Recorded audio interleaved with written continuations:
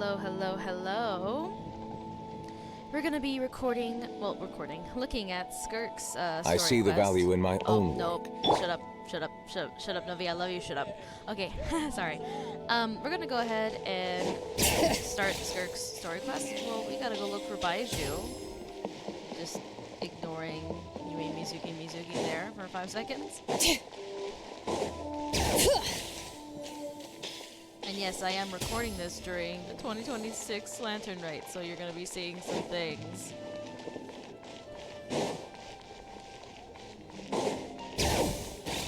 Alright, he should be just up here. I wonder why we're going to see Baiju out of all people. Seems a very interesting start to this quest. Oh. Baiju isn't in his shop. Oh, you're looking for Dr. Baiju.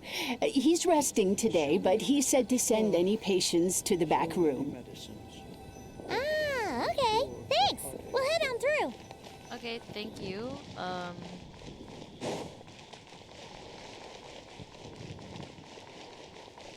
Alright, the back room entrance is here. I hope he's doing alright, because, like, Oh,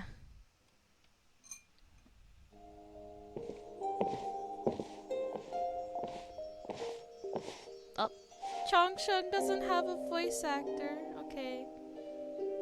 I'll read Chongsheng then.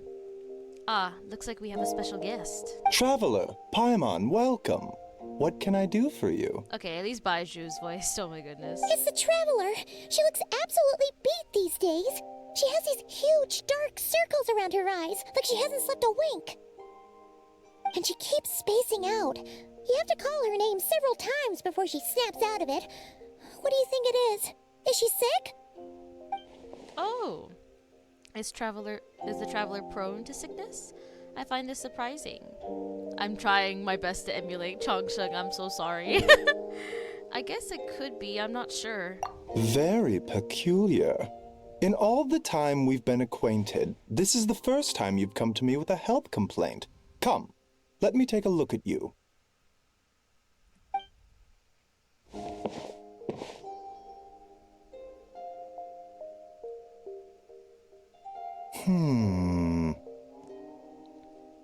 Okay.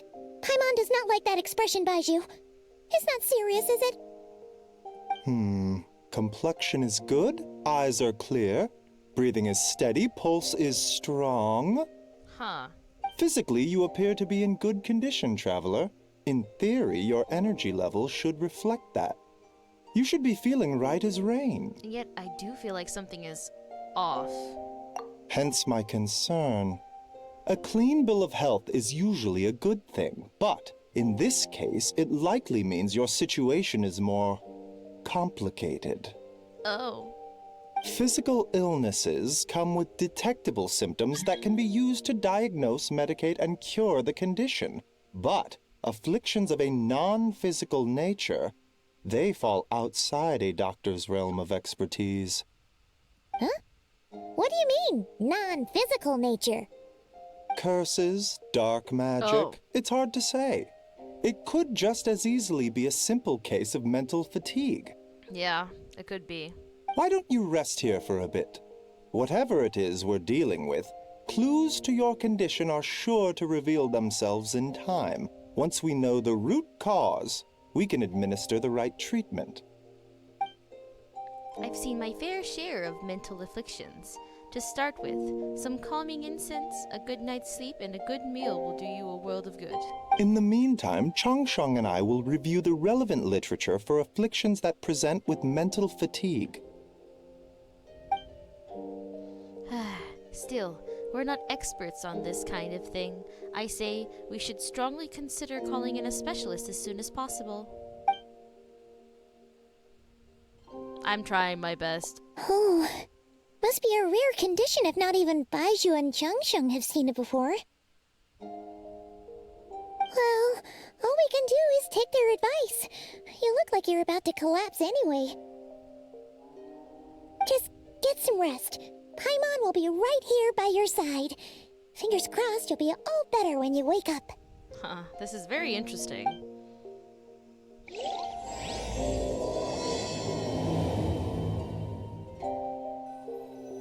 Alright, let's take a rest then. Easy peasy. What the?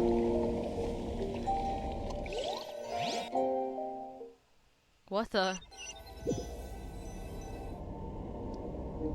Where am I? There is a thick fog covering my field of vision. This feels more real than a dream, but too chilling to be real life. My breath freezes in my throat before I can even exhale it. It feels like my soul has been wrenched from my body and thrust into this strange and unfamiliar space. Whichever direction I look in, there's no end in sight. And worse than that, I think there's something in the fog, following me like a shadow. If this is a dream, how long till I wake up? And if it's not, then where in the world am I? Whoa, what's that? What's that? What in the... Something just pierced through the fog and stabbed me in the back. But there's no blood. There's a strange light coming from that wound, and I see this familiar-looking spike retreating back into the darkness. Deep inside, it feels like a part of me is missing, and now another wave of fatigue is washing over me. What's going on? What? What? Traveler! Traveler! Rise and shine! Time to wake up! What's going on? For once, you're making Paimon look like an early riser. It's already afternoon. Hopefully all that sleep did you some good. Feeling any better? Paimon, I need you to check if there's a cut on my back. A cut? What? Did you scratch yourself in your sleep? All right, let Paimon take a look.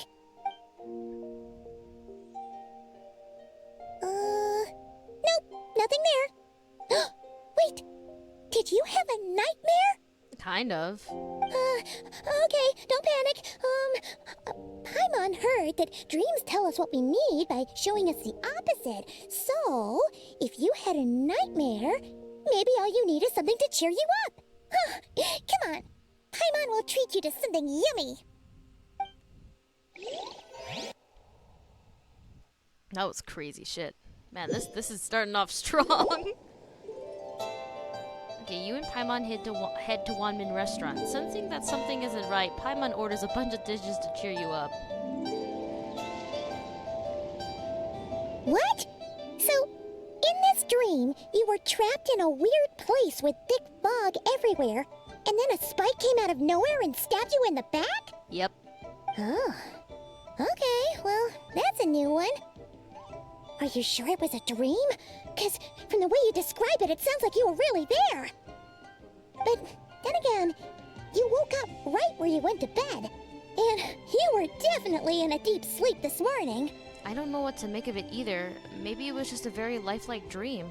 Then it's decided. Paimon will stay up and watch over you tonight. If anyone tries to mess with you, Paimon will beat him up. Okay, Paimon. Or, wake you up first and then we can beat him up together. There we go. Paimon's smile has a way of putting me at ease. But what I saw is still bothering me. That dream was so chilling, and it almost feels like there's something watching me from the corner of the world even now. Something stabbed me in my dream, but when I woke up, there was no wound. Still, if I focus on that area, I feel a vague aching. Almost as if deep underneath the flesh something is... Something is missing? Huh?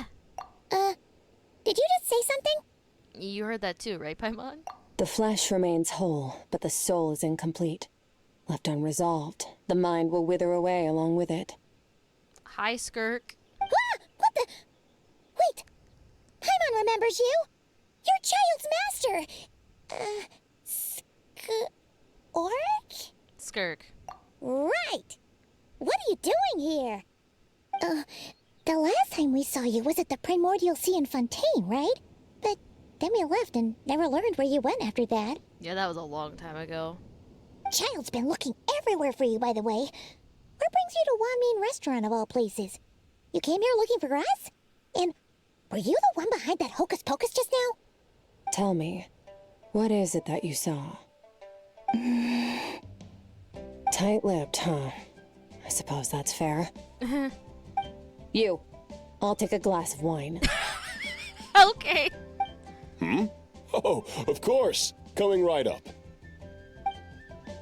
We make this one in-house. It's not too strong. Enjoy. Chef Mao, I'll take a grilled tigerfish over here. Coming right up. Oh, if I knew we'd be this busy, I wouldn't have approved Shenhe's vacation. At the end of the day, what happens to you is of little consequence to me. I'm not here to try and win you over. Trust me or not, the choice is yours. If you want my help, now's the time to speak up. You have until I finish my drink. Why are you here? I was investigating an abyssal disturbance in the area and happened to notice you. Part of your soul is damaged, and the wound bears traces of abyssal corrosion. Need I say more? Ah, that makes sense now. Neither of those things sound good.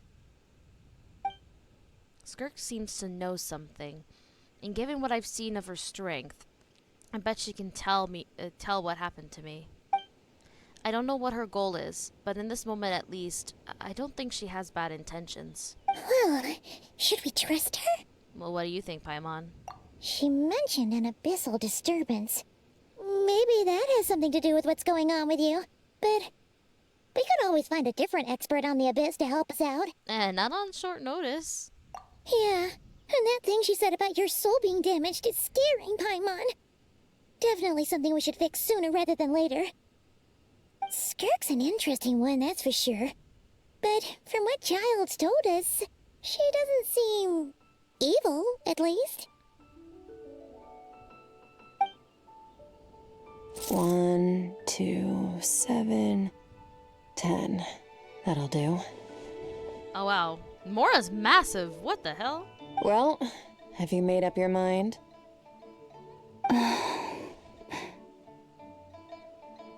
What I saw was a dark space, shrouded in a dense fog that wouldn't disperse. The traveler speaks.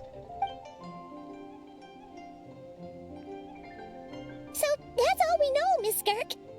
Ma'am, can you help us? So, you can disperse the fog. I understand. Come find me in the Guili Plains when you're done here. Oh, and I left cash for the drink on the table. Settle the bill for me, will you? Oh, okay. Huh? She disappeared. That's just how Skirk is, bro. Alright. I guess we're going to Guili Plains Wait, now. hold on. You overpaid. Here's your change. Oh, no. This includes the drink, so it should be the right amount. I didn't think you two ordered a drink. We didn't. It was that lady who came and sat with us, remember? You brought it out to her yourself. Does he not remember? You sure? I could have sworn there were only 2 of you at that table. Huh? What? What'd you put in their dish, Chef Mao? Some kind of hallucinogenic mushroom? You got them seeing things. Seeing things? Wait, so neither of you noticed her? Young lady? About this tall? Wearing a purple dress? She ordered a glass of wine! Oh, now you mention it, that vaguely rings a bell. And it looks like I did open the wine jar, so it must have just slipped my mind. In any case, that settles your bill. Come again soon. What the hell? Oh, okay, this one's not voice. Chef Mao, check please. Coming! Okay, what was going on there? It's like they didn't remember Skirk being there at all. Yeah. Even Paimon was half convinced we hallucinated the whole thing. But that Mora she left for us was definitely real. Oh, this whole situation is giving Paimon the creeps. But anyway, she told us to head to the Guili Plains, right? Let's not keep her waiting. Yeah, let's go.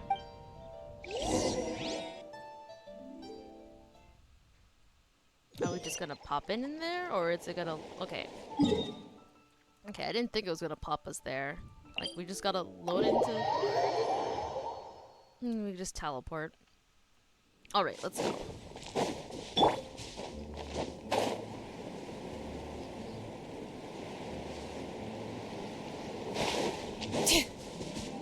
Okay, I guess that's close enough for the game. Oh wow, there's wolves here. Whoa! What are all these rift hounds doing here? Huh. Looks like they're collecting something. We're gonna go beat them up, aren't we? Well, let's go check it out.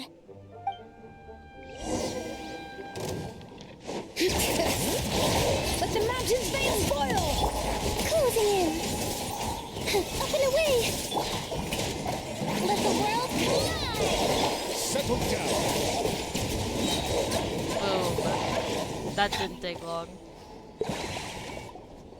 So, this is what they were collecting. It looks kind of like... God remains. Yeah. What is going on here? Yeah, good. God remains not a good thing. From the moment they are born, all beings with great power have an impact on this world. Even if their body is sundered and their soul extinguished, their influence remains. Damn, alright. That's an Gods are entrance. the most common example of that. The remnants of gods who fell thousands of years ago remain buried deep within the earth, carrying within them a warped will and a dark curse. Together, these remnants form what you call God remains, and it appears that some of those sealed here were dug up and removed. There are traces left, but they're fading fast. What are you doing? Nothing. Just wanted to make sure you were, real? She's definitely not a ghost traveler. Paimon poked her, and she's solid. After you left the restaurant, the other diners acted like you were never there. Your life hangs in the balance, and that's what you're fixated on? Strange set of priorities. It was just a trick to avoid being perceived. If someone notices me, those memories are erased. Simple as that. Oh. Unlike you, I have no desire to establish a connection with the world. The weak and the lowly have no right to remember me. They're lucky they only have a few missing memories to show for it. Okay. Now, can we please get back on track? Okay. Where were we? Right. The God remains. So, basically, there's now less of them here than there used to be, right? Isn't that a good thing? In our experience, God remains are 100% bad news. A lot of terrible things have happened because of them. Yeah. Maybe it's a good thing by human standards, but power doesn't come from nothing, and it doesn't just disappear for no reason. That is true. The remains aren't just gone. They were taken. Like, part of my soul was taken? Very clever, traveler. You aren't the only one who had something taken from you. There are victims like you everywhere. The only difference being, you can speak, and the remains cannot. So it went unnoticed. Damn. Something similar happened in Sumeru. Within the span of one night, countless consecrated beasts were slaughtered, and a large amount of the god remains buried in the desert went missing. Of course, god remains are just one of the targets. The culprit is chipping away at sources of power all over this world, including the Stella Fortuna above. Huh? Wait, you mean... the stars? That's not good. 42 of them have died out in the past few months alone. What? In Conria, people believed that powerful individuals have corresponding Stella Fortuna. Even should that individual fall, their Stella Fortuna would not disappear, but gradually evolve into a new constellation. Yet now, stars are disappearing from the skies entirely, and it's not hard to deduce what's happening to the power they contain. Something has been leeching power from this world like a parasite steals nutrients from a host. And now, it's no longer satisfied with the remains of the dead. It wants you. Well, shit. This time, it only took a fragment of your soul. But next time, there's no telling how far it could go. But why me? No one knows. All I know for certain is this. Getting back what you lost will not be easy. Considering how much power this entity has stolen, it must be a god-level being by now at least. But that's not the real concern. Souls are fragile things, and yours could easily be crushed if you go up against it. Damn. So you're gonna help us, right? I mean, I figured. We're going to help each other. You are my ticket to uncovering this thing's true identity. Well, great! You seem super strong and you know a lot about the Abyss, so Paimon will take it. Thank you. Don't get all mushy on me. All I'm doing is helping you get back to normal after a sudden crisis. And I should warn you, getting mixed up with me can have unforeseen consequences. We're on very different journeys. You don't want to be in my debt, trust me. You help me uncover the truth behind this entity, and I'll help you recover what you lost. This is a transaction, that's all. Okay. You would do well to remember that. Now, come along. Well, I guess we're going into the Abyss Yeesh. portal. You'd think she'd be a little friendlier since she's agreed to help us. But nope, she's just like when we met her in the Primordial Sea. So cold. Well, whatever. If that's how it's gonna be, then she doesn't deserve our friendship. What she does deserve is a super embarrassing nickname. Of course, Paimon. Ah, Paimon's got it. Frosty the Lavender Melon. Serves that ice queen right. Anyway, the important thing is that we get that piece of your soul back. So, let's follow her and see what sort of plan she's got. Yeah, let's go into the Abyss portal.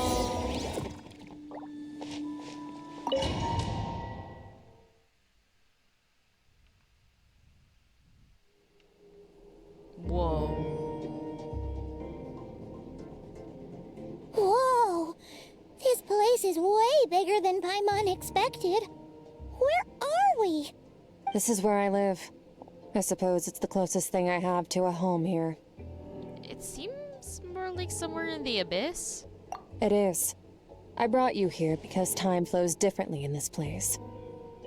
I don't know how much Ajax has told you, but when he fell into this space, I mentored him for 3 months.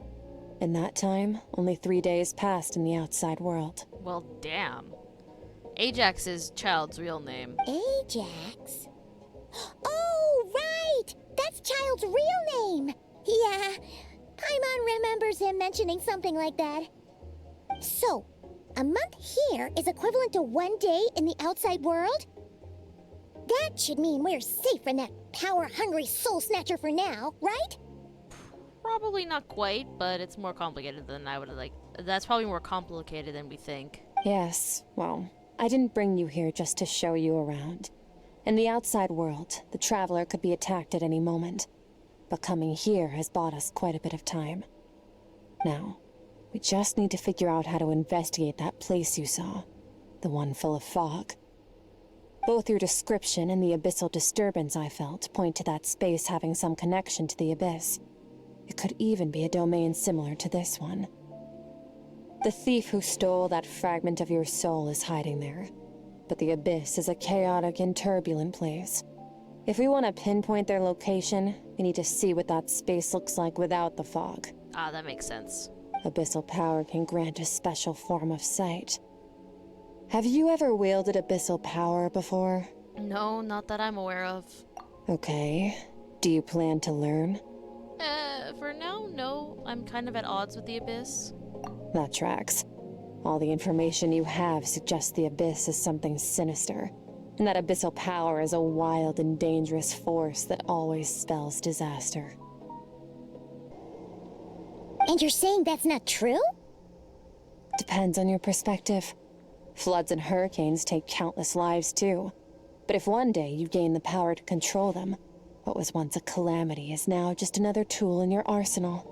That's a valid point. I'll respect your opinion, though. Just means we have to turn to the second best option. And what's this?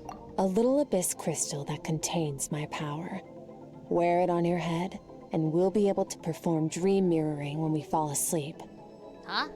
Dream mirroring? Yeah, what's that? It means experiencing whatever the other person is dreaming. Everything they see, think, and feel.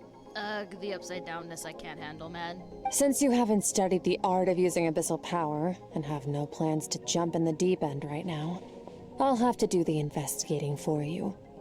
With dream mirroring, every time you slip into a deep sleep, I'll see with my own eyes whatever scene plays out in your mind. Then, I can guide you through the dream environment, and we'll take back what was stolen from you. Huh. You make it sound so simple. So all I need to do is wait? Tough to say.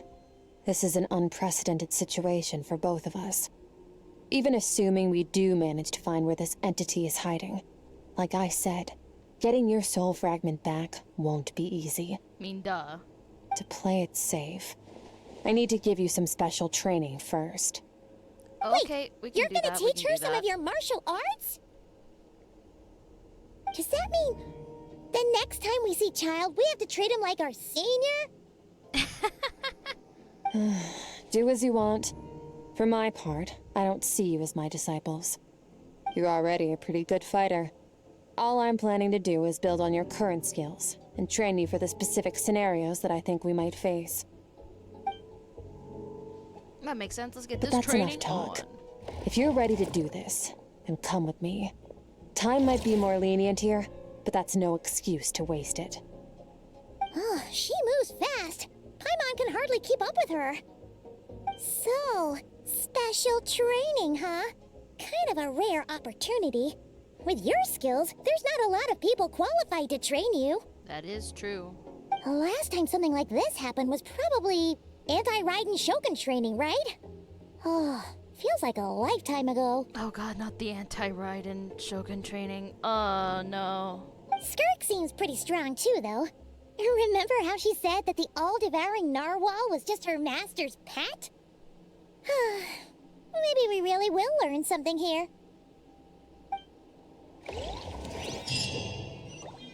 Alright. Let's go do some special training. I hope it's easy. Not like the anti-Raiden Shogun training.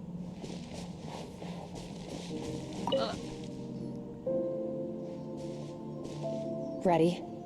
Yeah? Bring it on! Your training will be split into 3 stages. Testing your blade work, elemental abilities, and reasoning skills. Alright.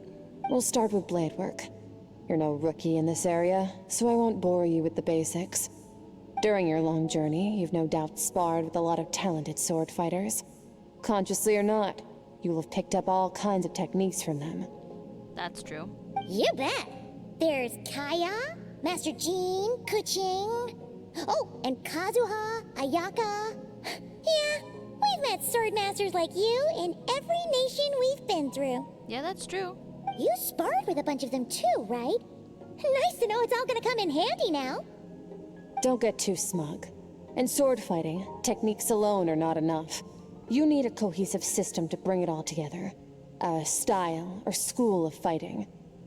To use the human body as an analogy, your style is your skeleton, the foundation, the framework.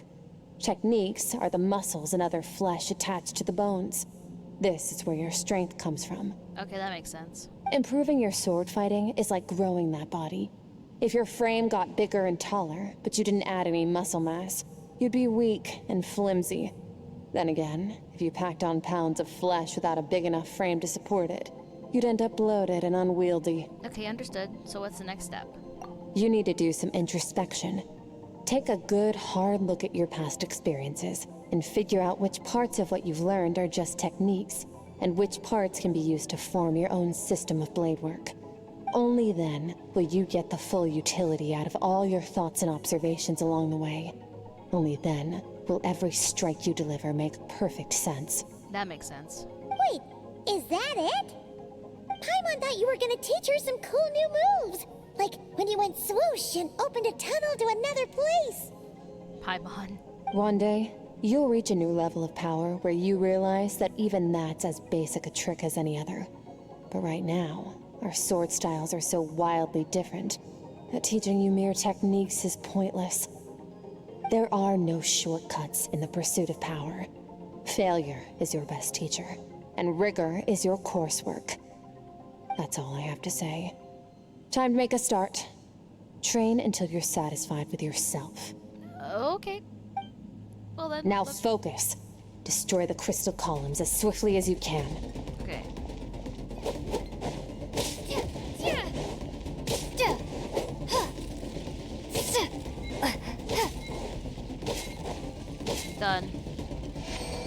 Alright, that was easy.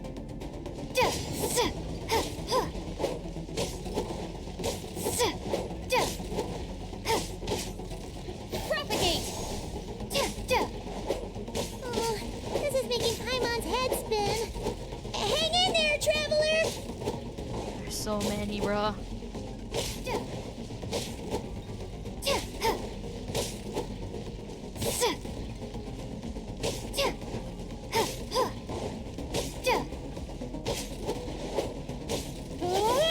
Oh, okay.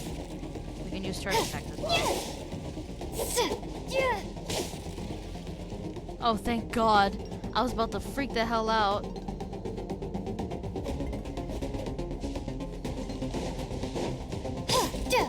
If I had to...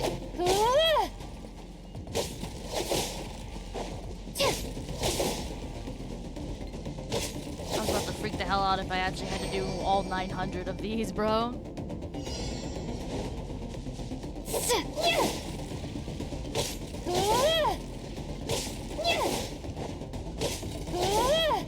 Got it.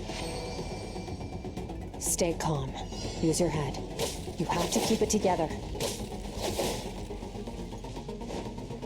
Why is the timer so massive, bro? It looked so massive. What the hell?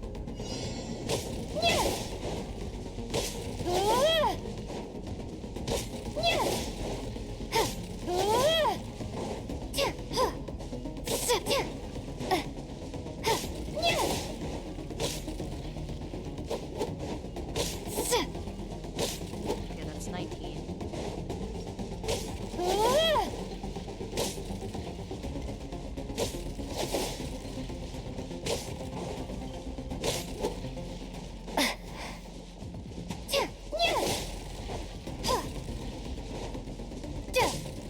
We still got 40 seconds, which is a lot of time.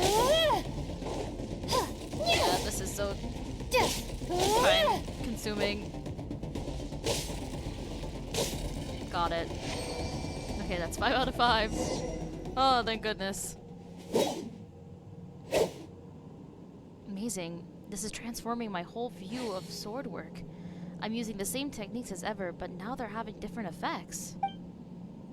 It's as if I unlocked a hidden door in my mind, and there's a wellspring of strength on the other side. In my mind's eye, I'm seeing images of the friends I made in Teyvat. Theirs are the sword styles and techniques I've come to know. This moment will be frozen in time. Cut to the chase. Oh wow. Consider a moment of true mastery that you've witnessed in another person and ask yourself, what lies beneath the surface? What's their guiding philosophy? What's their state of mind as they maneuver their weapon?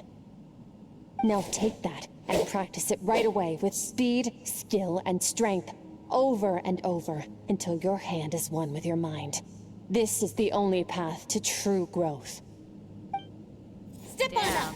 Oh, Lynette. Dance with the waves. Nibu. Aw, Kazuha doesn't have a line. Aw.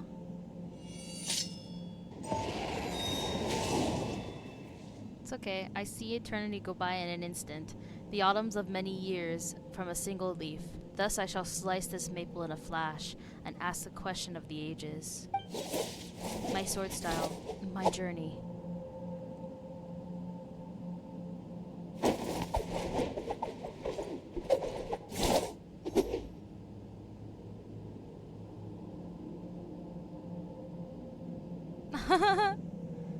Paimon sleeping next to Yaimiko's book. If you start to tire, empty your mind, but do not stop. Stay in that frame of mind as you keep up the fight. Get rid of all redundant movements. Imagine your sword is an extension of your own body. Wield it just as you wield your arms, hands, and fingers. 'Twas on a deserted, moonlit night Xingqiu. that the hero approached the vile dragon's limpid lair. Ring cutter! Feathers fleeting wet, the white heron treads water, a sight without flaw. Master of Inazuma Kamisato art Tachijutsu. Damn.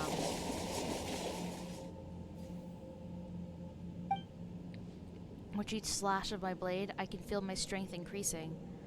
I don't know if my weapon can contain all this power.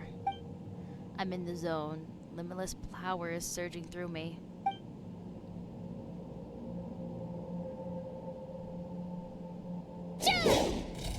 Damn. Damn. You slash and swipe until you kill out. Damn.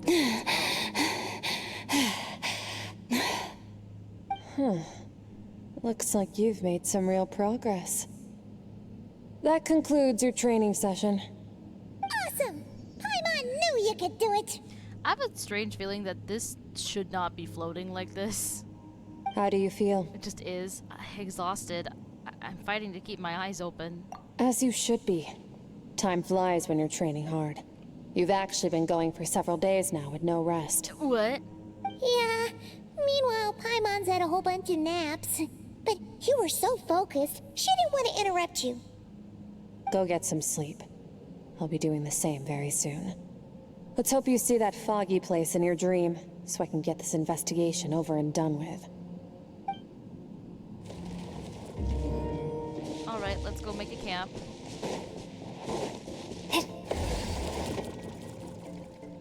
Man, this is interesting. Oh! Here's the camp, it's so cute.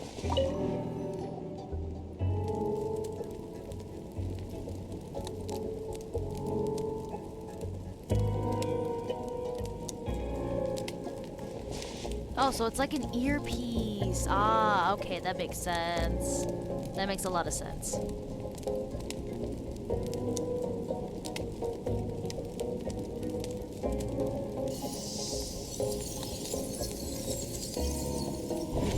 Let's see if we have that bad dream again.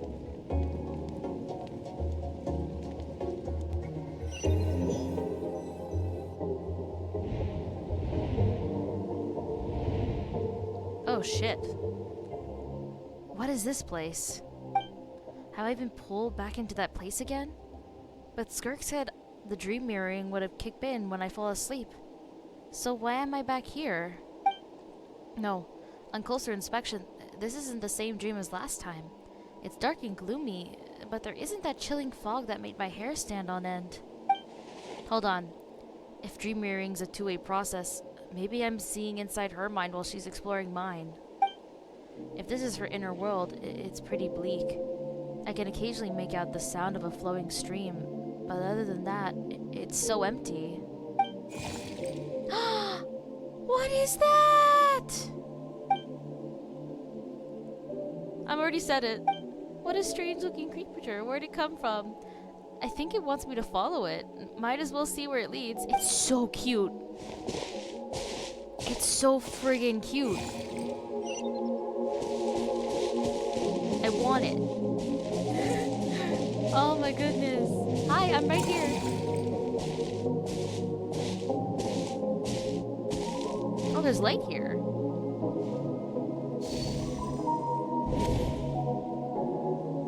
Skirk, why are you skipping classes again? We've talked about this.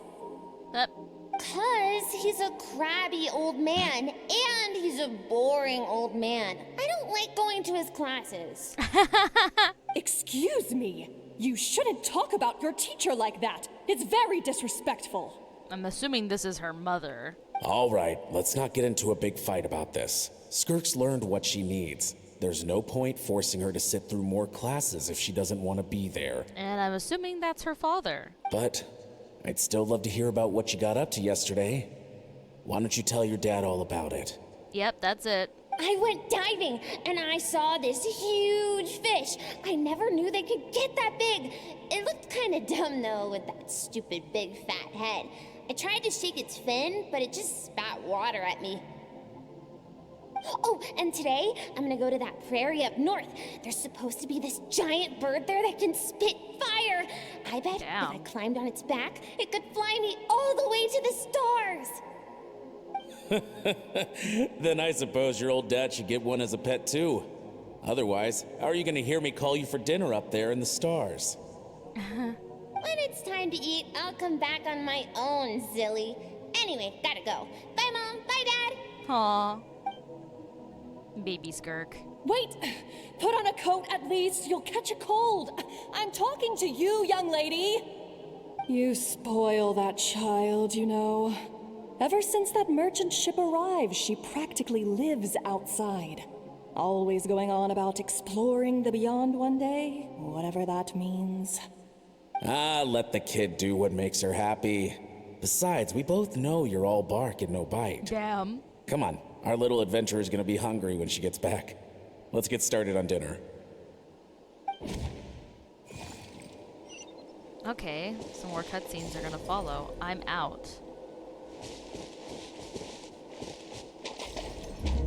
The weather's wonderful today.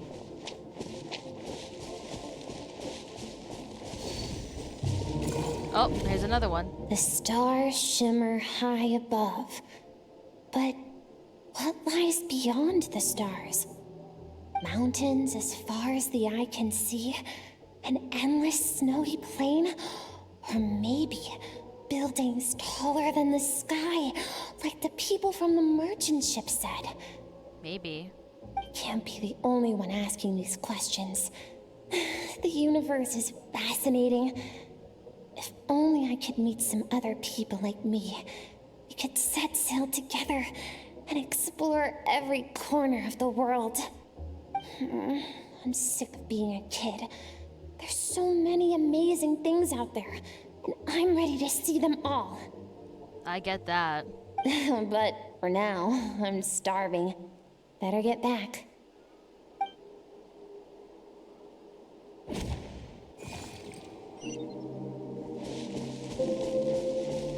Huh? What's over there? Let's see what's over there then. Something's going on?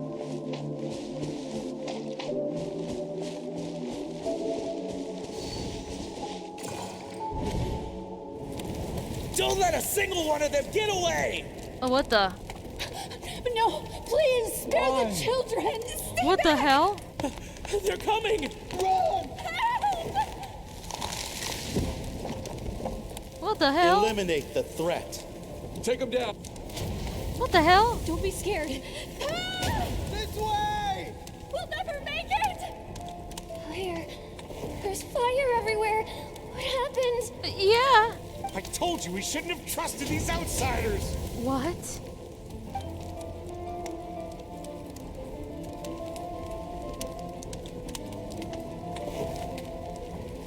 Why are you doing this? What did we do to deserve this? We welcomed you with our finest food and drink, showed you the best our home has to offer, gifted you cloth dyed by our own hands. And this is how you treat us? This is crazy shit. What the hell? Run! Save yourselves! Captain, Zone 3 is clear and we have Zone 2 surrounded. What? Begin extermination. Remember the orders from upper command. No one is to be left alive. Rest assured, sir. We have enough munitions to annihilate these savages and burn their entire civilization to the ground. Good. The only ones who put up a real fight are that man and his wife, correct? What's their status? Oh no. We shot the man in the ankles and the wife broke her wrist attempting to fight back. They won't be doing much more fighting. They're holed up in their home for now, but they won't last long. What? To prevent them from making some kind of last stand, we're planning to clear out the other zones first so we can send a bigger squadron to surround them. I guarantee you those are Skirk's parents they're talking about. Well, well. Turns out some of these beasts do know how to use their claws. Now the threat these savages pose will be undeniable. Let them cling to what's left of their lives for a little longer. Once the other zones are cleared, I'll cut off their heads myself. This is insane. This is messed up. It smells like something's burning. What's going on?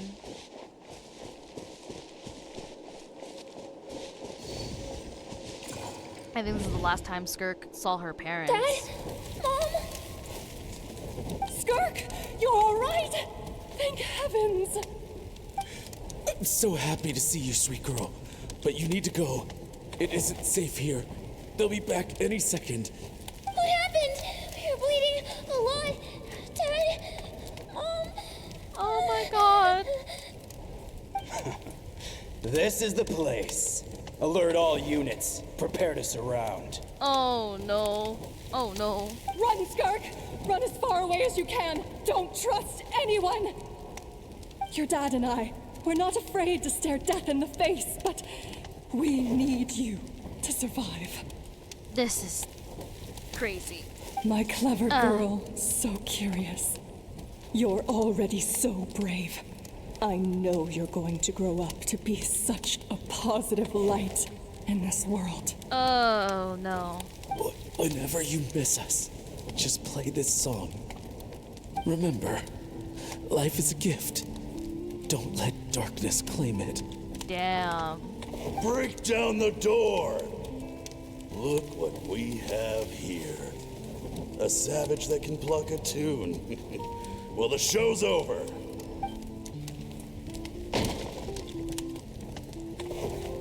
You! Stop singing! Shut it! I said shut it or I'll make you! Fine. Have it your way! This is messed up. What was that? Oh. She's singing.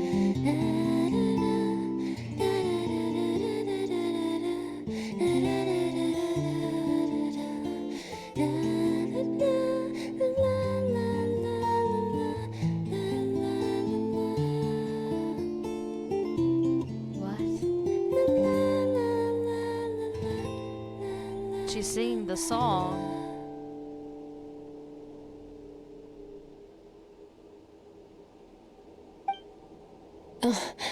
You're awake? Yeah. Skirk, are you good? I found a few clues while you were asleep, but it's only a start. Now, time for the second stage of your training. Yeah, second stage. This time, the focus is elemental energy. Come find me when you're ready to begin. Yeah. Yeah. Alright, let's start the second round of training now, shall we? Man, staying in the abyss feels so surreal, don't you think? No day and no night. It's like time hardly exists. If we weren't careful to keep track, it feels like we'd have no idea how long we've even been here. Who knows? Well, except for the fact that Paimon still gets hungry like clockwork. You go do your training. Paimon's gonna grab a bite.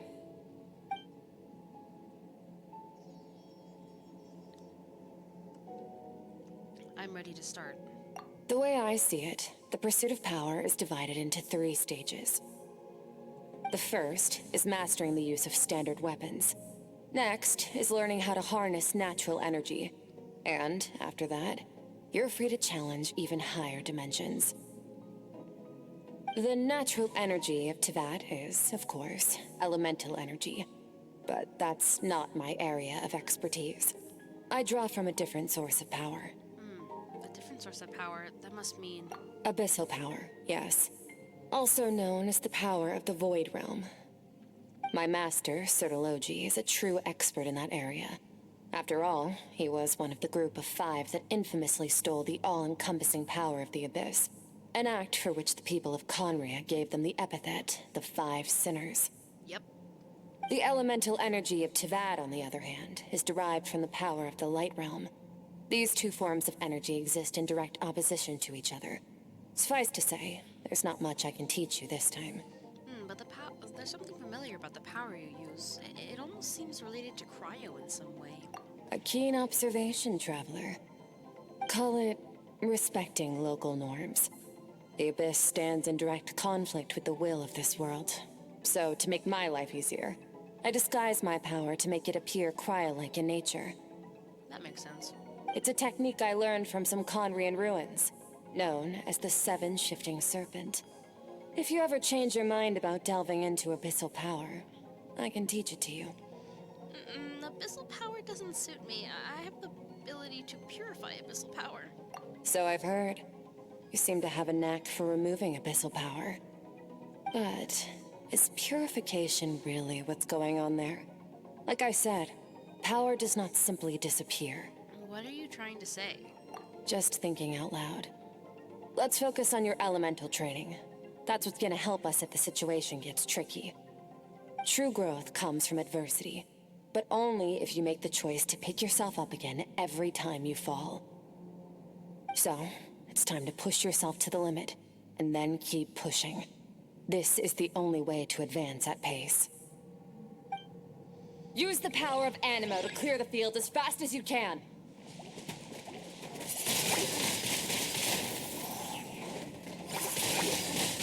Windblade! Windblade.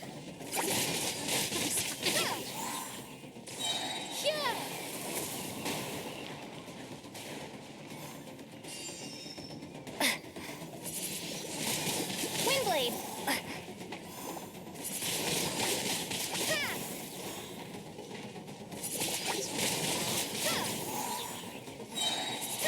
Prepare to be blown away! Okay, so I'm guessing we're gonna go to... Observe your surroundings. Look for things you can use to tilt the scales of success in your favor. Come here.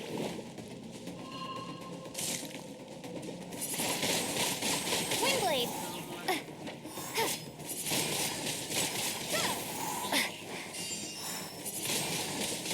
Windblade! Be gone!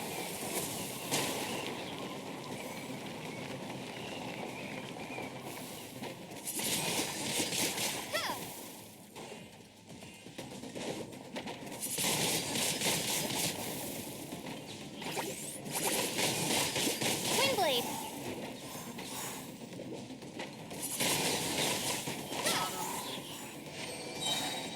Got him. That was so easy. Okay, thank God. Okay, we didn't have to go through all of them. Okay. Use the power of Hydro to destroy the spikes. Water jet!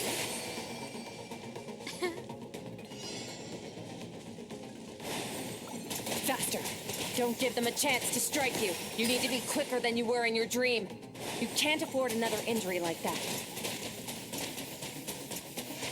Easy.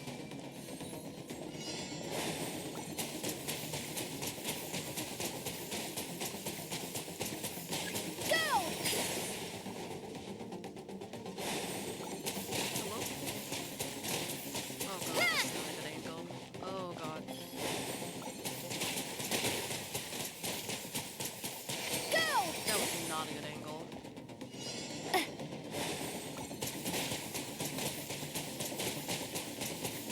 Go!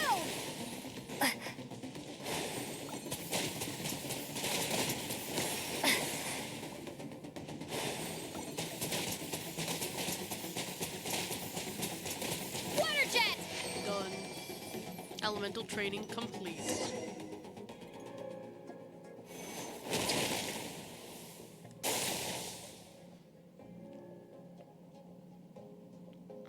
I wasn't able to read the first part, but I've never trained them all at once like this. You need to understand what makes you special. The ability to wield elemental energy without a vision and switch between the elements at will. It means your aspirations need no approval from the gods. Your power is not bound by the rules of this world. That's true. So be bold. Do not be afraid to chart your own path.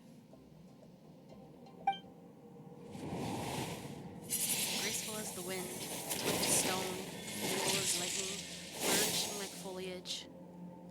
I can feel the power of the elements throwing through me, sometimes as peaceful as a flowing stream, other times surging like a raging river. If I close my eyes, I almost hear their voices. But it's not like some wild beast battling me for dominion. It's more like saying hello to an old friend.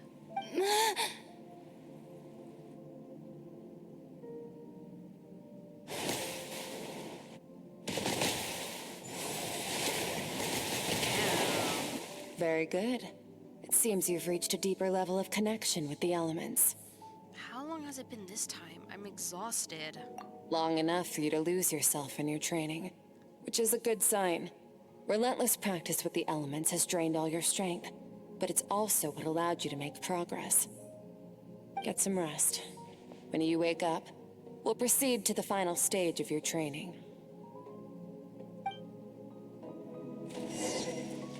Alright.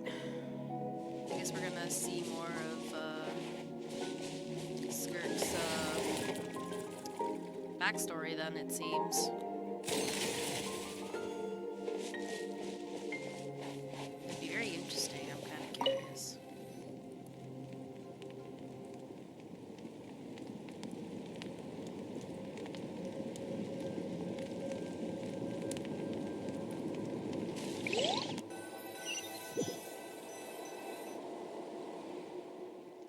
This place again.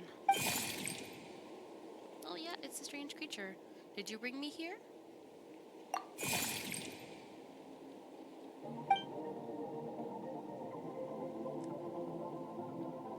No response. The strange creature just floated away. What is that thing? What is it doing in Skirk's inner world? And where is it taking me this time? Alright, let's find out what's going on. I'm right here. Oh, okay, that was quiet. What That is was the quick. secret to power?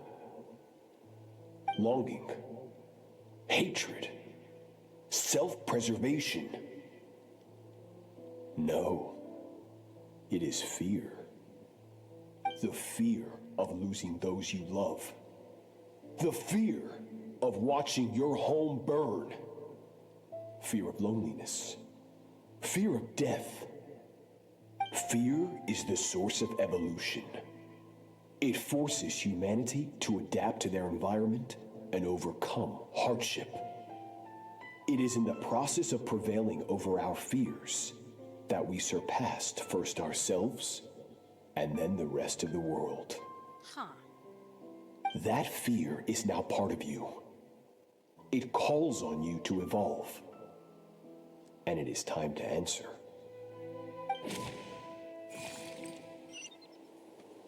Alright, let's keep following. Ow, it hurts. Daddy, mommy. Oh no, yeah, because this is baby Skirk. Oh, another memory. Any minute spent missing home is a minute wasted. Practice your sword work instead. Do not make me tell you twice. Okay. But, Master, I can barely lift the sword anymore. If I keep going, I feel like my wrist is going to break. So it has not broken yet. Nah. Okay. Then pick up your sword and keep practicing until it breaks. I want to hear the cracking and splintering of bone. That's fucked. After all, bones can always be reset.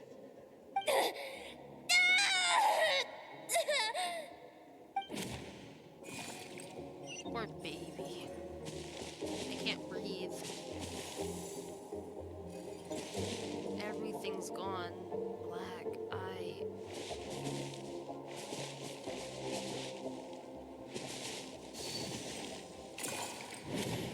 Good Skirk. Once again, you survived. How do you feel? Cold and pain. These are signs that you are adapting to the abyss. Each time the flesh is torn and the spirit crushed, each time you claw back from the brink of death, you become stronger. Damn. I now understand why these people sought to destroy your homeland. Your potential goes beyond even what I could have anticipated.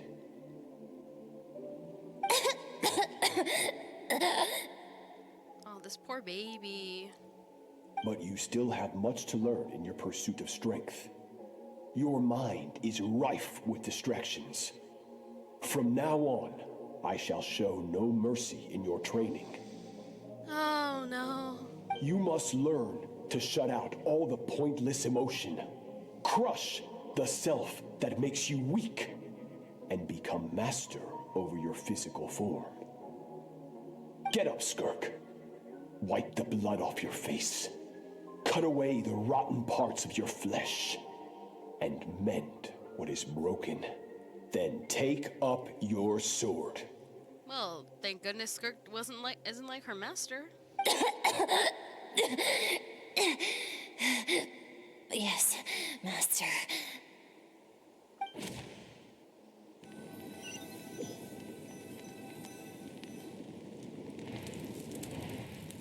The dream is over, but I can't get that. Sorry. I can't get that suffocating, oppressive feeling out of my head. I have so many questions about Skirk's past. Where did she come from? What has she been through? You're up! Hopefully you got some good rest. I guess I don't know if you can consider that good rest. Skirk said to tell you that she's ready to start the final stage of your training whenever you are. So, want to head over now? Or did you want to wait a little? No, I think we'll go now. I really want answers, but right now it's vital that I complete my training. Once that's done, I'll find a chance to talk to her. Let's go complete this training and hopefully we do well.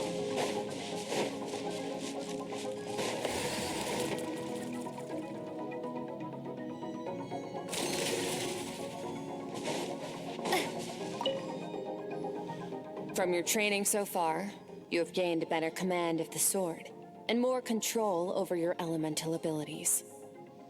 Thank you. It's all thanks to your guidance. That's only part of it. Experience is the real teacher. Your journey, the friends you have made, the dangers you have faced. These have taught you more than I ever could. Now, it's time to focus on how you react under pressure. You must be able to think rationally, even in unpredictable combat situations. To simulate this, I'm going to attack, and you're going to block. Okay, I can Ready? handle that, I think. I think I'm ready. Yes, give me your worst. Not bad. That defensive stance looks near unbreakable.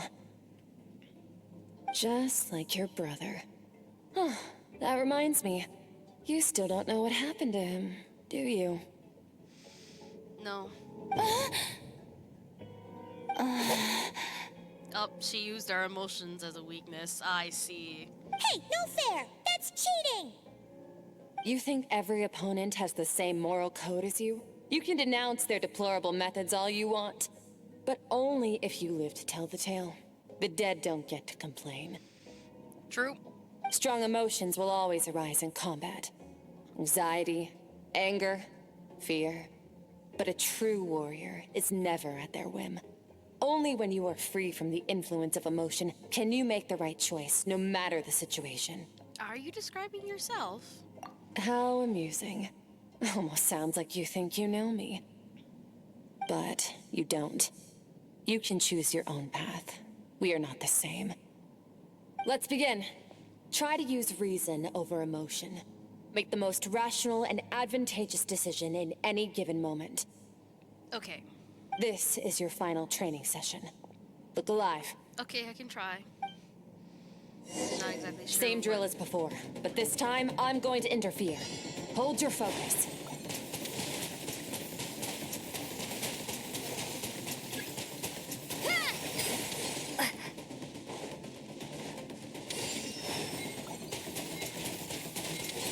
Water jet! Nice.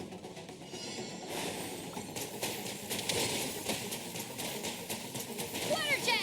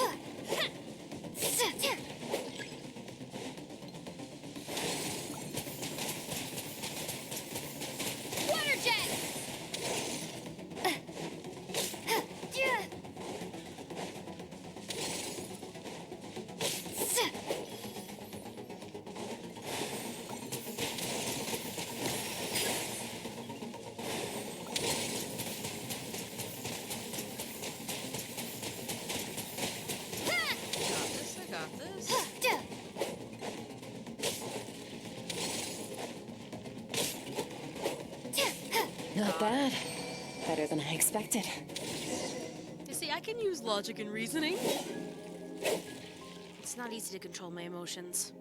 The battle is overwhelming. But if I can just focus all my attention on what my opponent is doing and how I should respond, it's almost like my emotions take a back seat. You're getting the hang of it. The first step to controlling your emotions is controlling your mind. You want a unified train of thought. It all comes down to focus. Focus on the battle.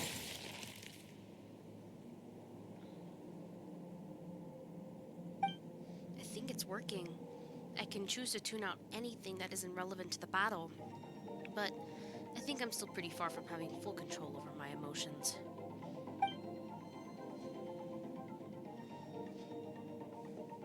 Nice. Your mind is rife with distractions. From now on, I shall show no mercy in your training. You must learn to shut out all the pointless emotion, crush the self that makes you weak, and become master over your physical form. Huh. Skirk went through this kind of training too, didn't she? How merciless does the training have to be to make someone substitute all emotion for pure reason? Stop. Let's pause here. One look, and I can tell your mind has wandered. How so? That's to be expected. There's a limit to how long a human being can concentrate on one thing. Staying calm and focused sounds simple in theory, but in practice, it's more demanding than sword work or elemental abilities. Skirk is right. Now that I've stopped all the emotions I was suppressing are rushing back to the surface. Pain, exhaustion, frustration, doubt. But exhaustion is the main one. I feel like I could fall asleep on the spot. Get some rest. No point training further if you're already dead on your feet. Like I said at the beginning, the only goal of this training is for you to reach a point that you're satisfied with. You managed to push past your limits, which is a good start. You can be proud of that and sleep well knowing that you've earned it. Alright, let's go ahead and pick up this chest and get some rest and learn more about... I'll probably learn more about Skirk in the meantime.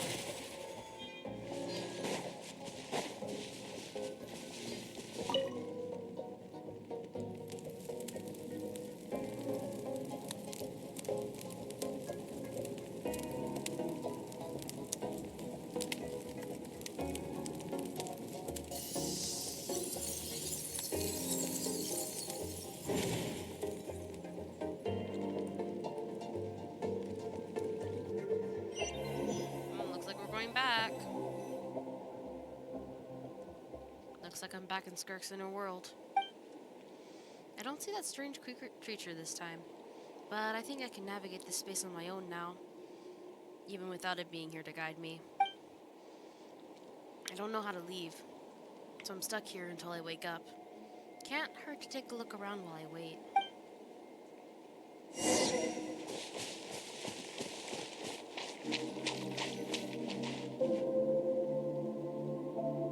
Skirk is amazing. She faced down that terrifying giant and cut its head clean off. Oh, she got hurt though, didn't she? I heard it was pretty bad. Yeah, well, that's a given. But the moment she was on the mend, she got right back to practicing her sword work. I heard Master suffered a grave injury once too. Lost an arm and a leg and still came back stronger than ever. Skirk's becoming more like him by the day. Incredible. I wonder if I'll ever reach their level. They're always so resolute, so unshakable.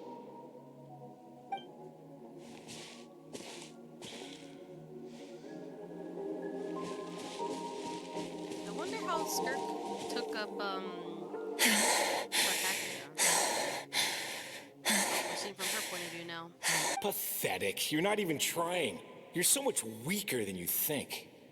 Ah, shut up. Skirk, have you become a positive light in this world?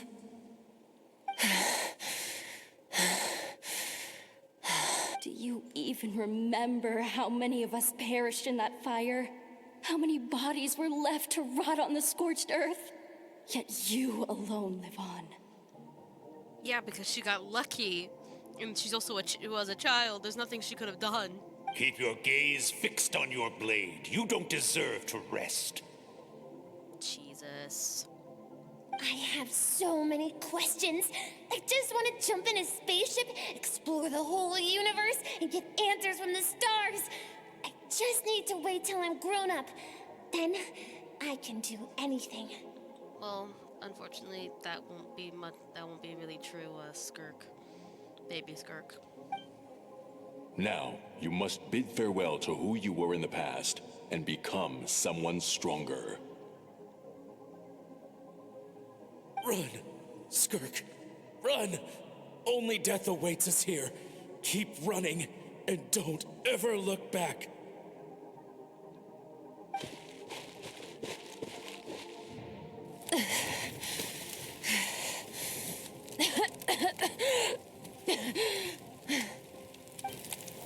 Shit.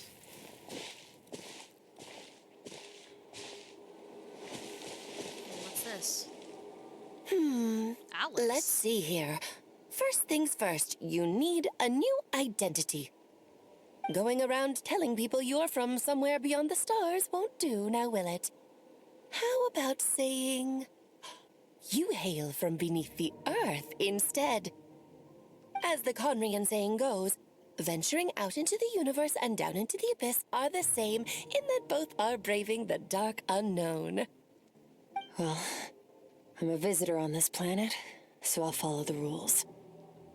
Oh, splendid. That saves me quite a bit of trouble. Let me offer you a piece of advice in return, although it might not be what you want to hear. Huh. I know the pursuit of strength is important to you, but taking a moment for yourself every once in a while is never a bad idea. Listen to Alice. She's right in that. Ignore her existence for too long, and there will come a day when you can no longer hear her voice. Oh, she's talking about her inner child. At least that's what I understand.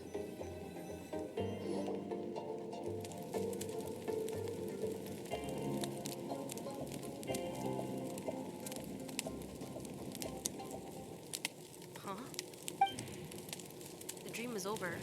I can hear the crackling of a fire in the distance, and there's a fragrant aroma in the air. Grilled meat. You're awake! Oh, hi, Paimon. You must be starving, right? Ta-da! A barbecue feast just for you. Yeah, I'm starving. Of course you are. That's why Skirk and Paimon got this all ready for you. Dig in before it gets cold. You two, so you're best friends now? Ah, well, if you're around someone long enough, it's bound to happen. Plus, Skirk can cook. So, Paimon decided she can forget the whole Ice Queen thing. Paimon's not one to hold a grudge. Here's an idea. Let's save the chit-chat until after the meal. Okay. I'm chill with that.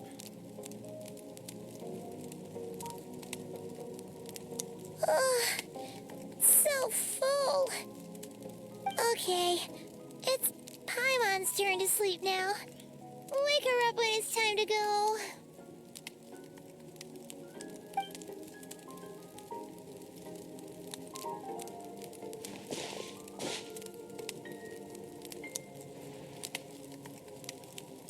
I have good news.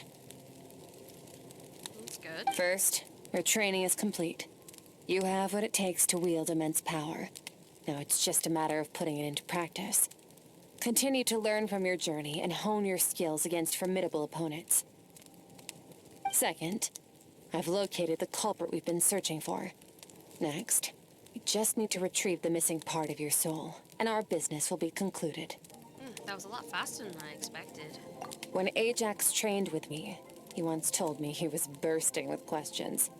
So I allowed him to ask me 3 of them before he left. You and I may never meet again, Traveler. So if there's anything you want to ask me, now's your opportunity. Just like Ajax, I'll answer 3 of your questions. Okay, 3 questions. After spending time in Skirk's inner world and witnessing her memories, there's so many questions I could ask, but the most important one is... Are you really from Tevat? Honestly, I don't think so. Okay, not the angle I was expecting. What makes you ask that? I'm sorry I didn't tell you earlier, but while we were dream mirroring, I think I saw your memories. So I know a lot more about you than I should, but it's not my fault. This is the first time I've seen Skirk break her composure. I guess this really took her by surprise. I knew that was a possible side effect. Closed off my mind to you for that exact reason. Even with the dream mirroring, you should have seen nothing but endless darkness. So Skirk didn't share those memories with me on purpose, and in fact she tried her best to keep them from me. Wait, speaking of endless darkness, on my first time there, that was all I saw, until that strange creature appeared. Whatever. Must have been a flaw in my execution. I shouldn't be too surprised. Due to some recent circumstances, my self-control has been lacking as of late. What is that supposed to mean? Since you've seen what you've seen, there's no reason to hide the truth. All I ask is that you keep it a secret. No, I'm not from Tevat. I'm from a different planet. And there was a time when I journeyed through the stars. A lot like you in some ways. Huh. Like me? Do you mean you're also a descender? No, we're different in that respect. You're influencing the fate of this world. But me, I'm just passing through. Several hundred years ago, my master, Sertologi, opened the border between worlds and sent me here. Oh. But this is not my home. And one day, I'll return to the vast unknown of space. So, there you have it. On to your second question.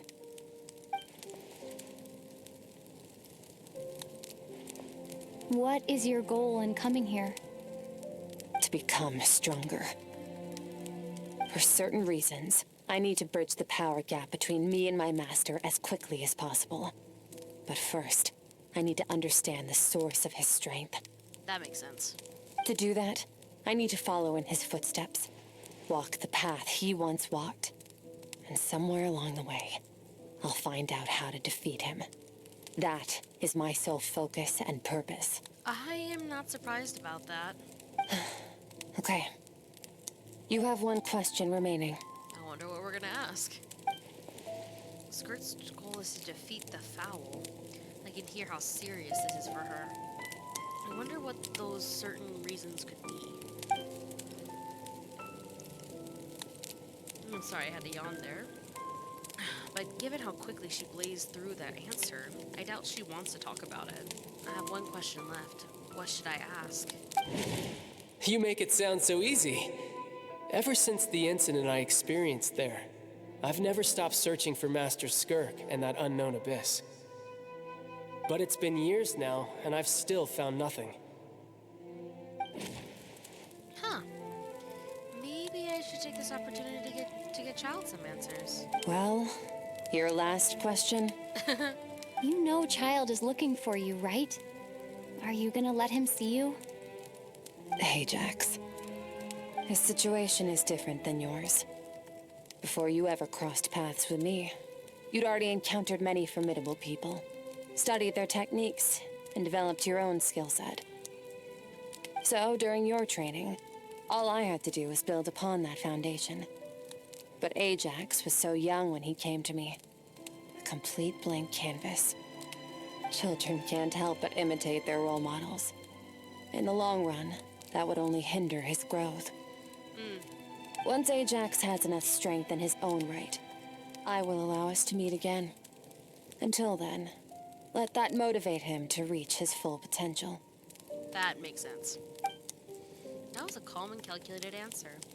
It was like she was talking about something entirely mundane. I don't know why, but I'm not buying it. She makes it sound like the decision has everything to do with Child and nothing to do with her. But what does she actually feel about it? The abyss is completely silent. This domain must get lonely after a while. Not to mention, she said it's been hundreds of years since she's arrived in Tibet, and even longer than that if you count. My goodness. I keep yawning. Even longer than that if you account for how slowly time passes here and here. Unlike you, I have no desire to establish a connection with the world. The weak and the lowly have no right to remember me. They're lucky they only have a few missing memories to show for it. In all that time, she never established a connection with this world. Was it really just because she looks down on the weak? I doubt she'd give me a straight answer if I asked. Besides, I already used up my 3 questions. She was happy to give me cold hard facts. But I still feel like I haven't heard her true voice. Wake up your companion. It's time to go. Okay. Oh, and everything I just told you. Best keep it a secret from her as well. She's just sucking her thumb.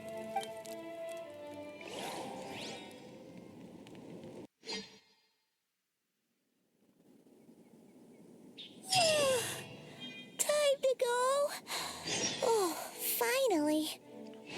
Yep, let's go to where the culprit is. And I messed up. I didn't realize Paimon was still gonna talk. Just follow me. Okay. I'll open an abyssal rift close to the culprit's location. It'll take us to where he's hiding. I didn't realize Paimon was still gonna talk. Okay, let's go. Okay, it's all the way over here. The closest one is this one. Okay, perfect. This will work. Columbina.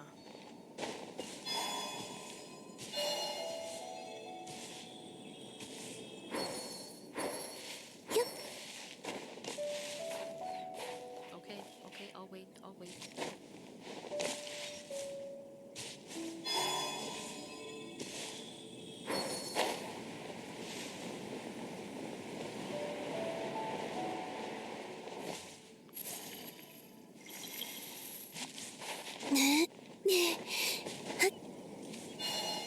We're almost there. Oh wait, is it actually... Wait a minute.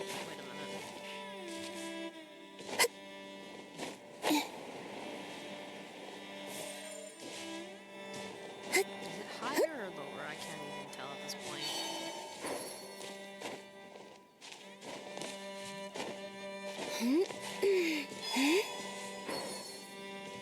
Okay, it is higher. I can't even, bro. Wait.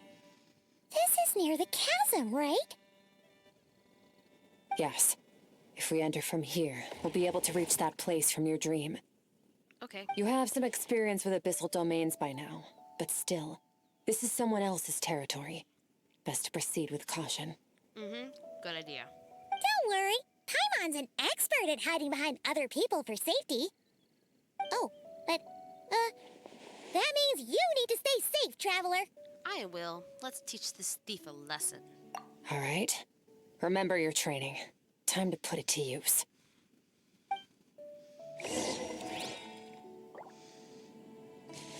Okay, let's go in. I'm assuming... Yeah, that's what I thought. Me and Skirk. It makes sense that it's Hydro Traveler. Bounce away! Extinguished!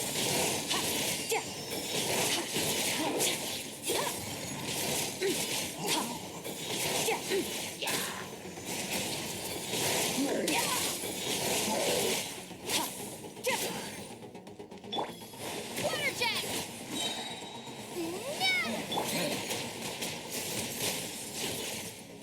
Okay. I feel like this is gonna be pretty easy. Oh yeah, I love the little mermaid tail. Whoa! Look at all these spikes! Careful! Don't get hit! You know what? Paimon's just gonna float behind you. Come on, you got this!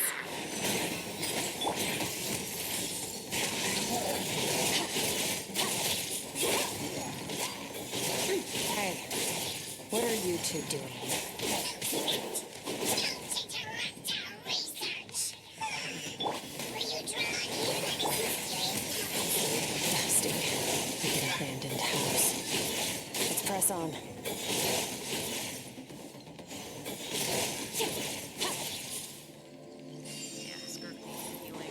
Traveler.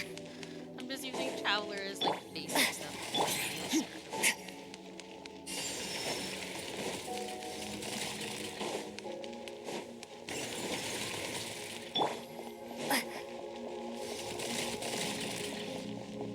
We're good.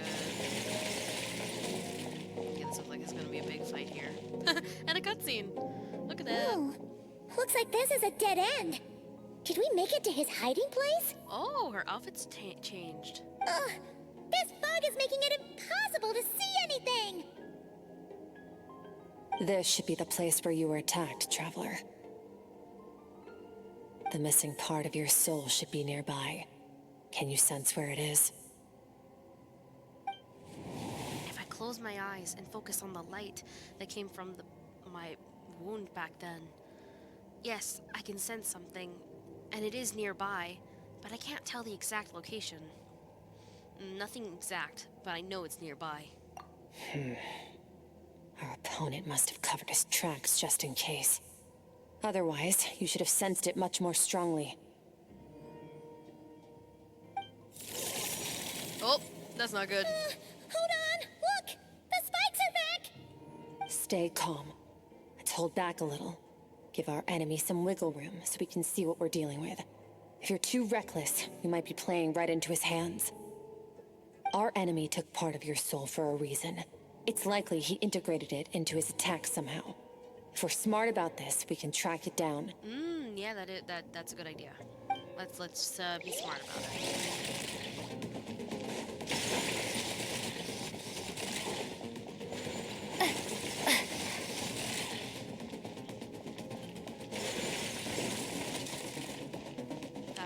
I didn't get hit once. Let's go. Oh, what's happening? Oh, that's not good. Oh, that's definitely not good.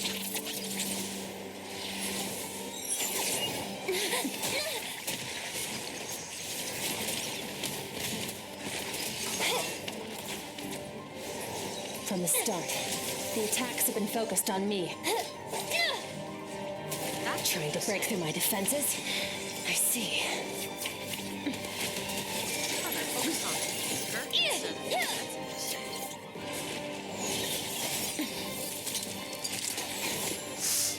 Ow.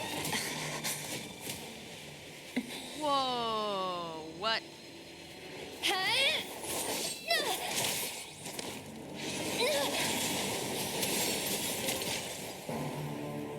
Damn, alright. You alright?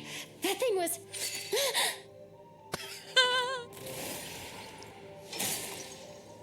Skirk is not to be messed with.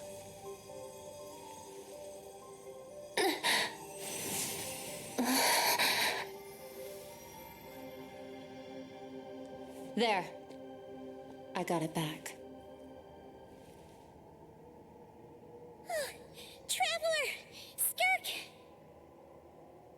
What happened? It looked like Skirk just got... That's exactly what happened, Paimon.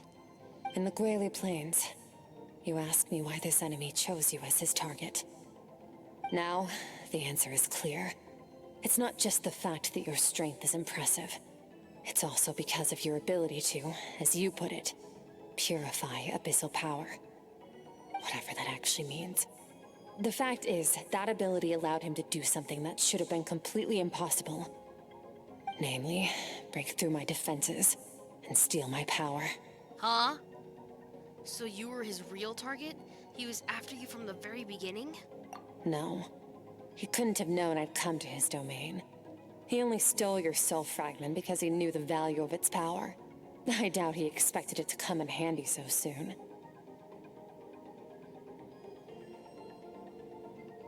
Call it fate, if you want. I believe that's the term they use in this world for arbitrary coincidences like this. In any case, it works to our advantage. Once I realized what he was using that power for, it gave me the chance to get back what you lost. But you... I'll cope. Well, done gorging? Good. Time to answer some questions. How did you get the power of the all-devouring narwhal? Huh. The all-devouring narwhal? Oh, of course! Paimon knew that spike thing looked familiar. It looks just like that narwhal's horn! I highly doubt you acquired that power through your own strength. Tell me I'm wrong. Oh, she's gonna be really pissed at you for messing with her pet. You're desperate enough to scour the land for god remains and whatever vestiges of power you can find. That alone proves you wouldn't be able to defeat a creature like that. Which leaves one possibility. You know my master, the Foul, Sertologi. Oh! The Foul? Who dares call him foul? Oh, that means... Oh, it's possibility that this is another one of Sotologi's disciples.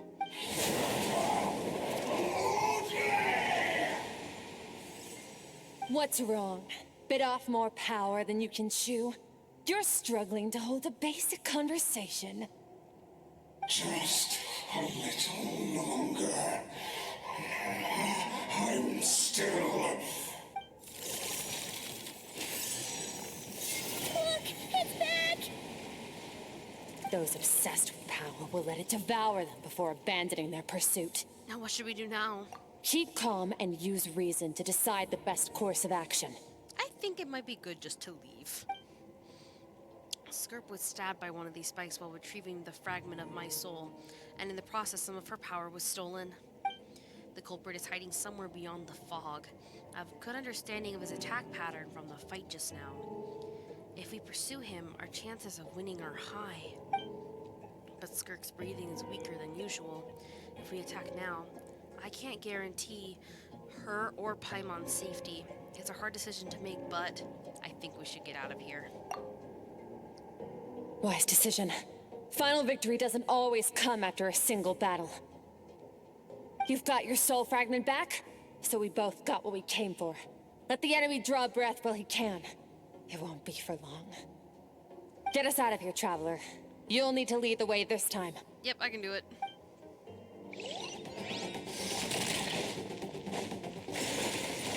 Skirk, is your shoulder gonna be okay? The wound is minor. It'll heal in no time. Avoid. You should focus on getting out of here alive instead. Ah! Uh-oh! Falling spikes! Run! I am running, Paimon. What do you think I'm doing? Just standing here?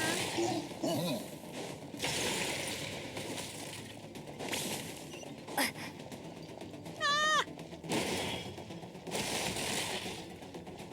Watch out! Looks like this place is about to collapse! Shush, Paimon, you are not helping. And I just got whacked. Fun time. So, this guy's power has something to do with the all-devouring narwhal. Did you know that all along, Skirk? I had my suspicions. That's why I decided to investigate in the first place. But suspicions only get you so far. I needed to verify it for myself. Okay, they're good. And we're out. We are out.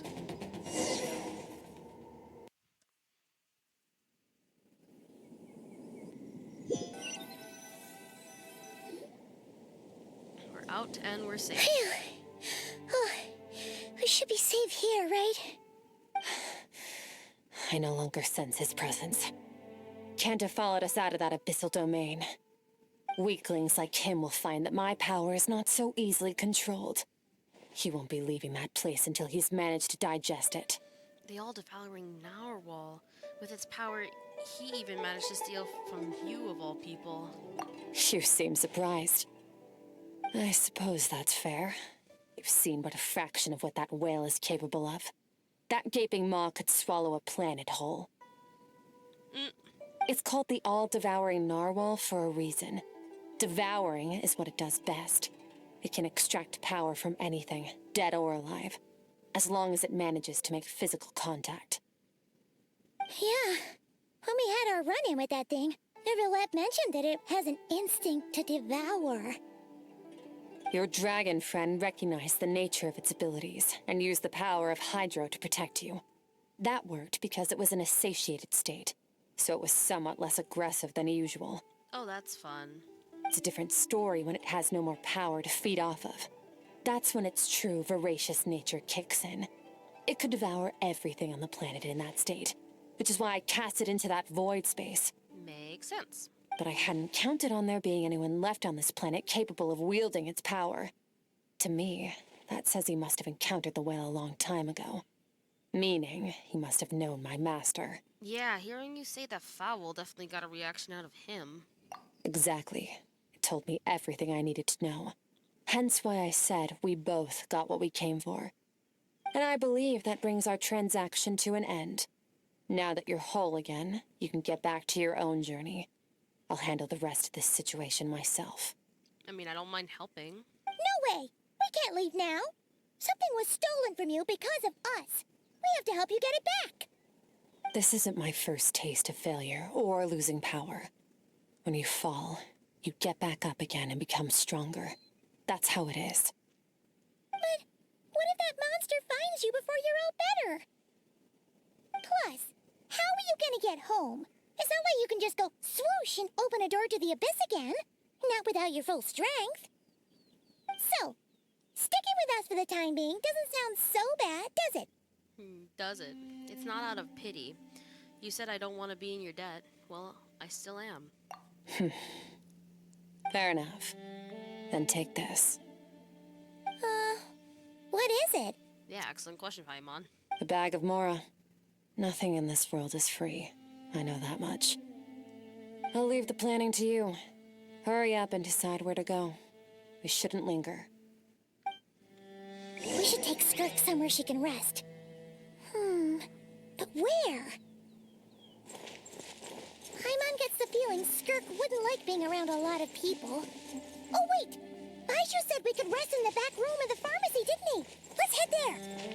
Can we talk to her? He'll know something about Master. I'm sure of it. Next time, I need to be ready. How's the shoulder? Fine. It was just a scratch. It'll take time to recover my strength, of course. But adapting to situations like this is nothing new for me. Your outfit looks different. Oh, this? It's a star crystal suit. Abyssal energy is scarce in Tevat. Wearing this helps me access it more freely. It stores concentrated abyssal energy that I can draw from on the go.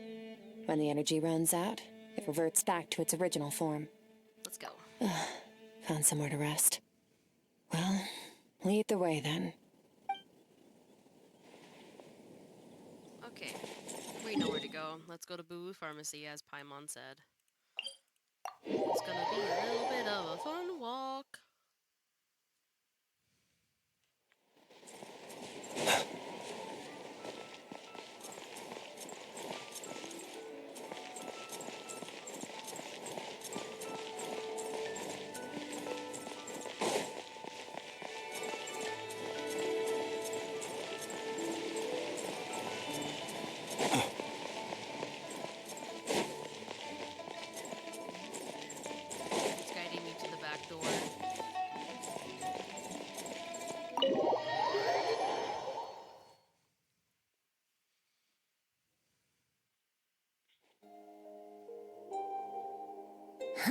This bag from Skirk has a ton of Mora in it. Does she have a job or something? Wait, no. After what we saw at Wamin Restaurant, that seems impossible. Can you imagine?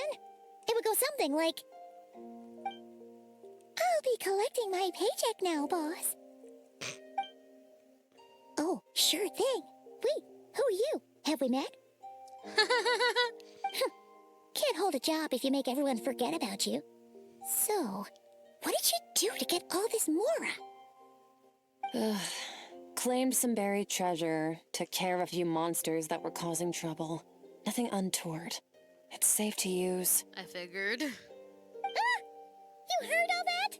I mean, not like you weren't talking that softly, Paimon. A sonorous voice like yours is hard to miss. I wouldn't be surprised if the sound of it traveled to the nearest mountaintop. Well, damn, she just called Paimon loud. Then, did you by chance happen to hear Paimon's little, joke earlier? You mean when you called me Frosty the Lavender Melon? Guess you did. Paimon's whispering needs some work. No, sorry. Paimon totally misspoke just now. She didn't say that at all. It was, a Paimon lookalike. Yeah, piece of work, that one. Always impersonating Paimon and giving people weird nicknames. Sure, Paimon, sure. Okay, fine. The truth is, Paimon didn't like you all that much at the start. But things are different now. You helped the Traveler in a big way, so... What do you say? Friends? Remember, Skirk doesn't make friends, Paimon. I noticed there was only one bed. Go ahead and get some rest. Are you sure about that? Wait, what about you? I don't get tired, and I don't need rest. I'm going to practice my sword work. That should help me regain some strength. Okay, you do you, Skirk. But your shoulder... Hey, don't just leave! Whatever. Let her tire herself out. She'll come back eventually. Let's get some sleep, Traveler. That comfy bed is calling, Paimon. Of course it is, Paimon. Skirk is stubborn. Even if I tried to convince her to take it easy, I doubt she'd listen. Paimon is right. Skirk will stop and take a break once she gets tired. I hope. I should just get some sleep.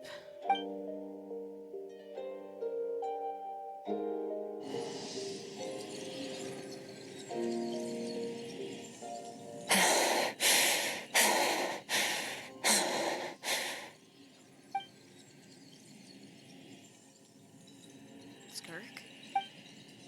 Of course she's acting like she didn't just get stabbed in the shoulder. Huh. Something seems off with her, though.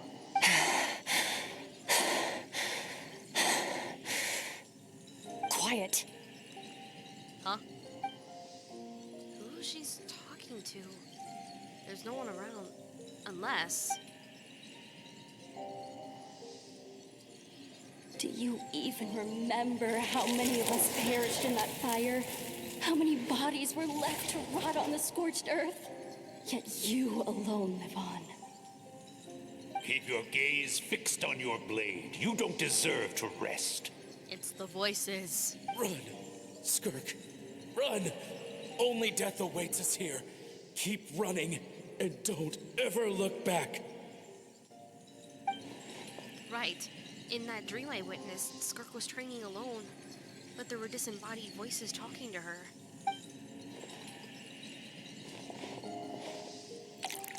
One of them mentioned a fire. I wonder what happened exactly. If only she could just talk to us.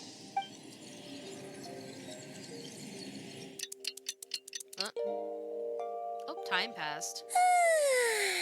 Getting an early night's sleep is the best. That bed was so comfy. Wait, Skirk? Have you been sitting out here the whole night? The bed's all yours if you want it. Recovered your strength yet? About 60%. Maybe 70. Well, I mean, I can tell your outfit changed. Whew! Paimon thought it would take at least a couple of days. That was fast. No, not fast enough. That's 20% less than last time. Same training regimen, same intensity. Nothing felt different, but somehow the outcome fell short. Maybe it's because of that spike that stabbed you? No, I think the problem's with me. I need to meditate for the next 2 days. Deep introspection should help me find the issue. Okay. Ooh, sounds intense. We'll watch over you in the meantime, then. Thanks. See you in 2 days. Yeah, see you in 2 days.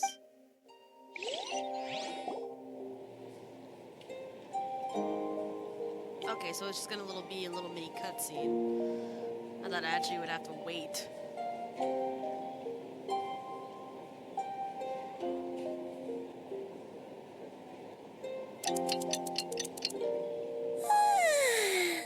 Morning! Skirk is still meditating, huh? It's been 2 days already. Shouldn't she be awake by now? No idea. Maybe it's not going too well. Paimon can't think of anything we can do to help. Oh, wait! Breakfast! That's it! Paimon will go get breakfast. Skirk is gonna be starving when she wakes up. Yeah, probably. Be right back. Okay, Paimon. I'm gonna see if I can try to figure out what's going on with Skirk. Skirk looks so serene. Almost like she really is asleep.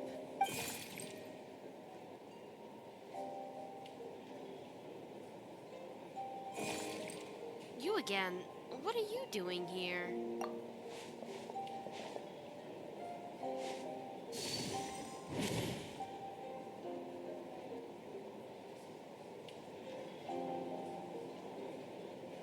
Oh, I didn't realize I had to press. I'm dumb. I really am dumb.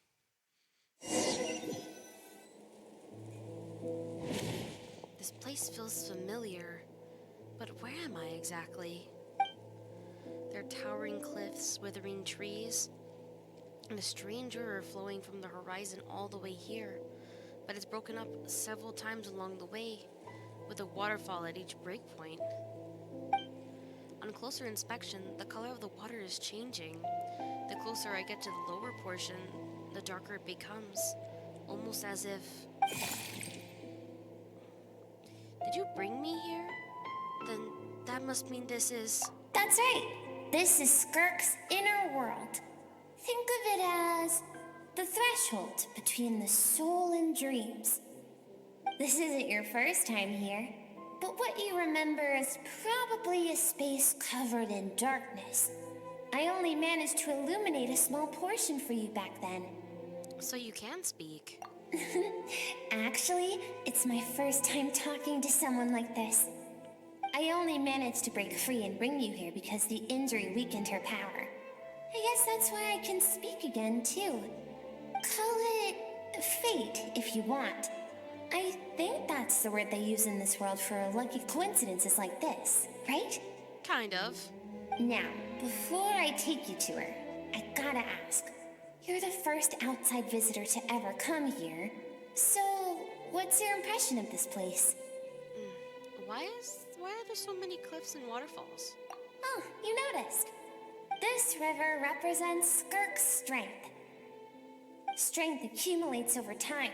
It is the summation of a person's lived experience.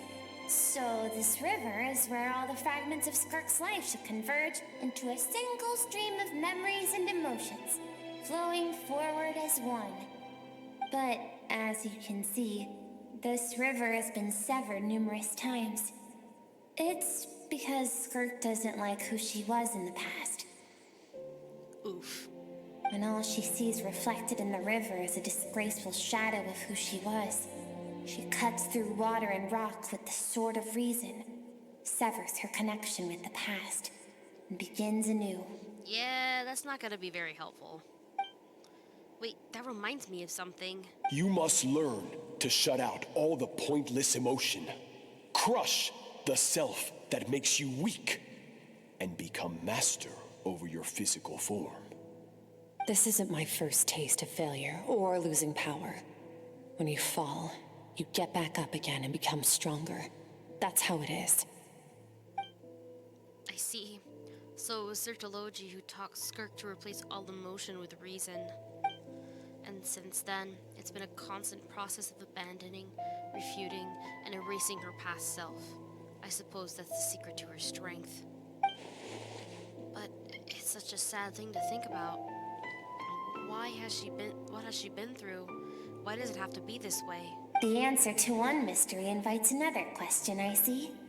Let's follow the river upstream. There among the cliffs, among the memories etched into her heart, lies the truth of it all.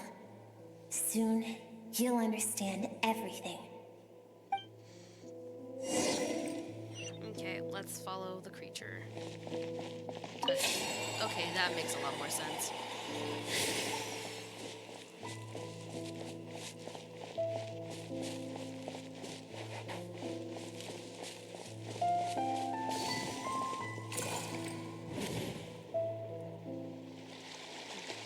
This looks like a coastline. Huh. I recognize the drawing on the sand. Wait, isn't that the picture I drew for Paimon? Why is it showing up in Skirk's memories? I've always thought that. Even when falling leaves don't come from the same tree, they can still form bonds of kinship when they meet. Like meteors, you both made a journey through the stars. Both travelers who have landed on a planet that is not your home. Yet, when she first noticed your presence, although she hesitated for a moment, she still chose to walk away, indifferent as ever. Why? If I think about it, it's not surprising at all. After what happened in Wanmin restaurant, it's obvious she prefers to disappear from other people's lives. She hasn't seen Child in years either. I doubt she's ever made a connection with this world of her own volition. What I'm seeing now is a microcosm of her entire life. Seems like you've answered your own question. Skirk sees herself as a trespasser in this world. She's made a conscious choice to avoid altering its path. But the reason for that decision stems from events much earlier on in her life. Let's keep going. It's still a long way to the source of the river.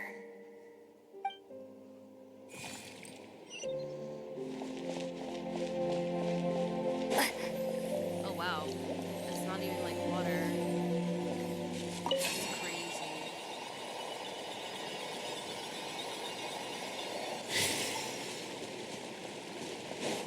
Here comes another one. You now have what it takes to wield immense power. From this day forth, I shall teach you no more. Huh. No one can become a worthy warrior through imitation alone. I have given you fangs and claws. Now, you must learn to hunt. You wish me to travel the world beyond on my own, Master? Indeed. Make new friends. Embark on your own journey. And piece together a new future from the shattered remnants of your past. I find it interesting that he said make new friends and she hasn't done that at all. We will still have contact through the abyss. But know this. One day, I will take the life you worked so hard to rebuild and reduce it to ashes. Just like the fire that haunts your mind. That's why she doesn't want to make friends, bruh. Why would you do that? I have told you before, fear is the catalyst for human evolution. You have tasted loss. You have known fear so deep it can be felt in the bones. But as living beings, we all have an instinct to detach from that which harms us. And thus pain dampens over time. And the acrid taste of fear becomes but a distant memory. Yet now, I have bestowed upon you the gift of fear eternal. It will drown you in the nightmare of your childhood. Or it shall drive you to defeat me, whatever the cost. Damn, alright. That's messed up. That figure next to Skirk looks familiar. Right. I saw that same figure during the battle against the all-devouring narwhal. That is what Skirk's master, the foul Sertologi, looked like at one point in time. At one point in time? So he can change form? Of course.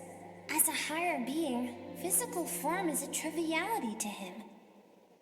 He could appear as a beast, a human, or even a monster that defies description. The form you see him in here, clad in abyssal armor, is the one he usually wears when traveling through the stars. I used to think Sertologi and Skirk were just master and disciple, like Skirk and Child. Now I see why Skirk chose to distance herself from humanity. Sertologi told her to put down roots here, while at the same time threatening to destroy whatever life she managed to create. For certain reasons, I need to bridge the power gap between me and my master as quickly as possible. But first, I need to understand the source of his strength. To do that, I need to follow in his footsteps. walk the path he once walked. And somewhere along the way, I'll find out how to defeat him. That is my sole focus and purpose. So, that's what she meant. But I still don't understand why Sertology would do that. From what he said, I didn't pick up on a conflict between them. I'll let you in on a little secret. The real Sertology is terrifying. The scope of his power is impossible to understand until you experience it firsthand. It is absolute, the power to crush all things. Shall we keep going? Let's see. We're about halfway there. I can see that. I feel like we'll have a couple more memories along the way.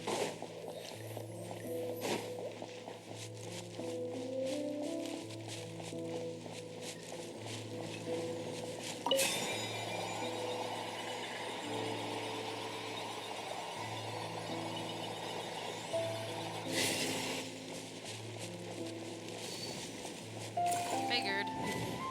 Another memory. Oh, it's little Skirk. This must be Skirk when she was a kid. We've made it quite a ways already. This is Skirk, when she first began training under Sertology. I have set your broken wrist. Tomorrow, you're to train twice as hard. What the hell? No tears this time. Good. Attempting to garner sympathy through tears is a habit of the weak. A pitiful, useless ploy. Huh? Can I ask a question, Master? Why did you save me? I keep thinking, maybe it would be better if I had died. I wouldn't be haunted by that fire all the time. I wouldn't have to go on like this. I saved you because I have a plan for you. Of course you do. It has been too long since I fought a battle that demanded my full strength, and I hunger for it. Every so-called genius and prodigy I have faced has crumbled like sand underfoot. Before me, even fate bends the knee. Okay. So, I will teach you everything I know.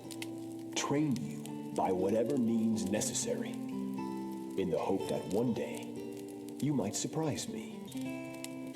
But I don't want to draw my sword against you, Master. What you want matters little.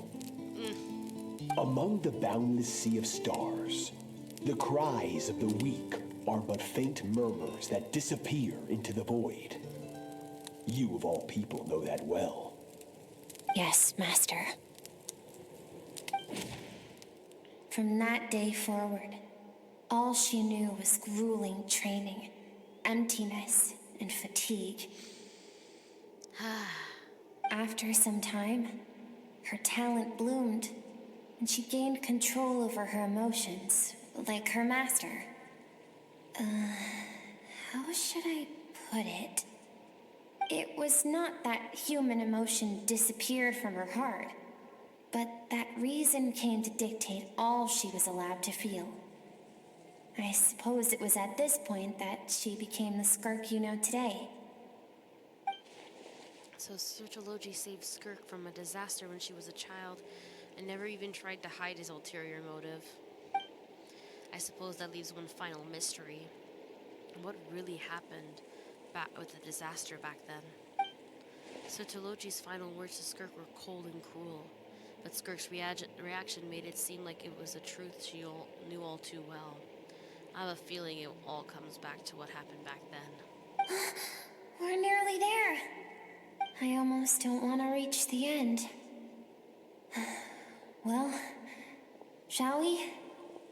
This is the final stretch. Yep, let's figure out what actually happened.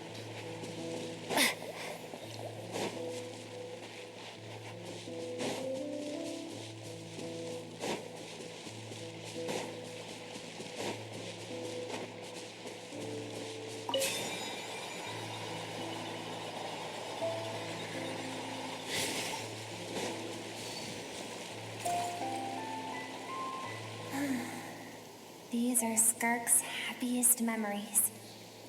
Aw. What a simple and carefree time it was. Wisps of clouds dotted the sky. The sun bathed everything in golden light. And when song filled the air, not even the shyest of flowers could resist swaying along.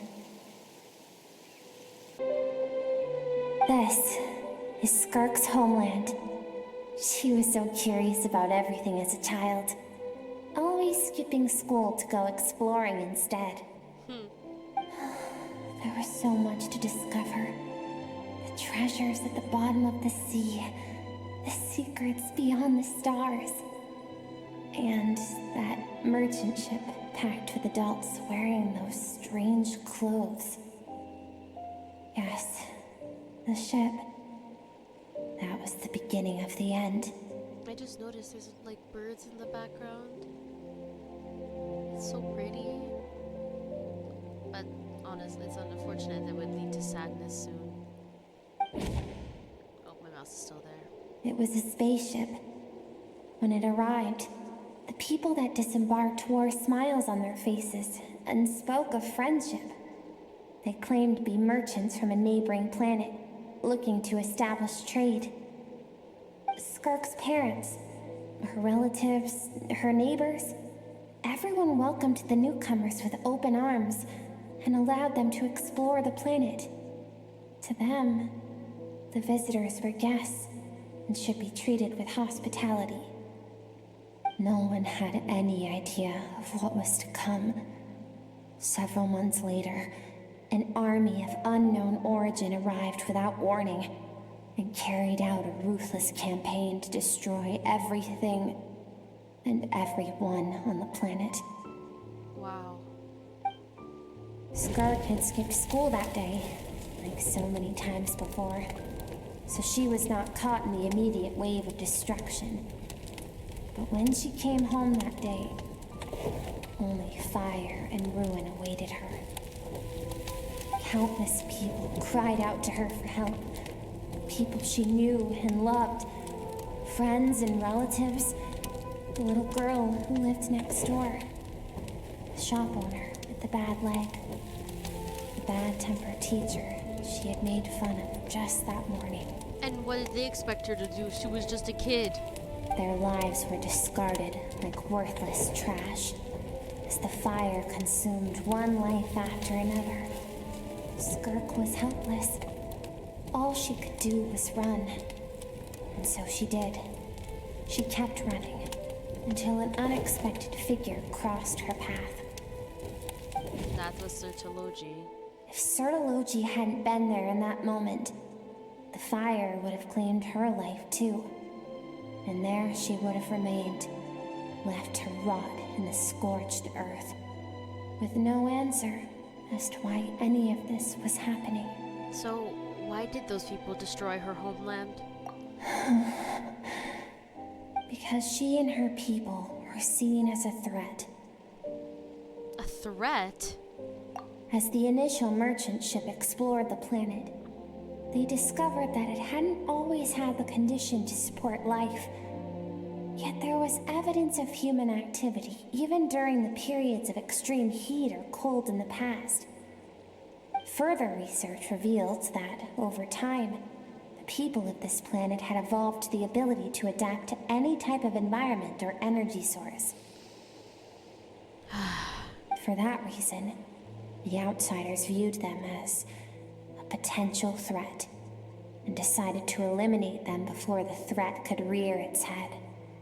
And so, the army was called, and the so-called danger was wiped from the face of the planet. Just because of speculation? All those innocent people. Senseless, isn't it? Deemed a threat because of a gift they didn't even know they had. Perhaps it was their own innocence and kindness that doomed them. But in the end, that was lost to the blaze as well. I don't blame them at all. If those with power get to decide good and evil, then all you can trust in is the sword in your hand.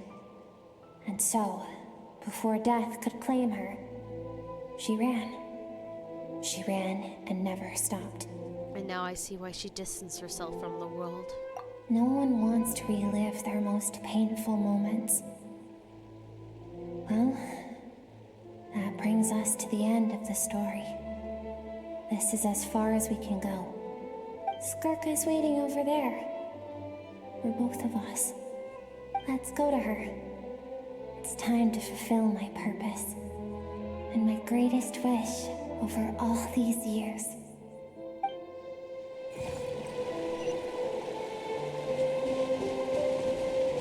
Let's go see Skirk. There she is.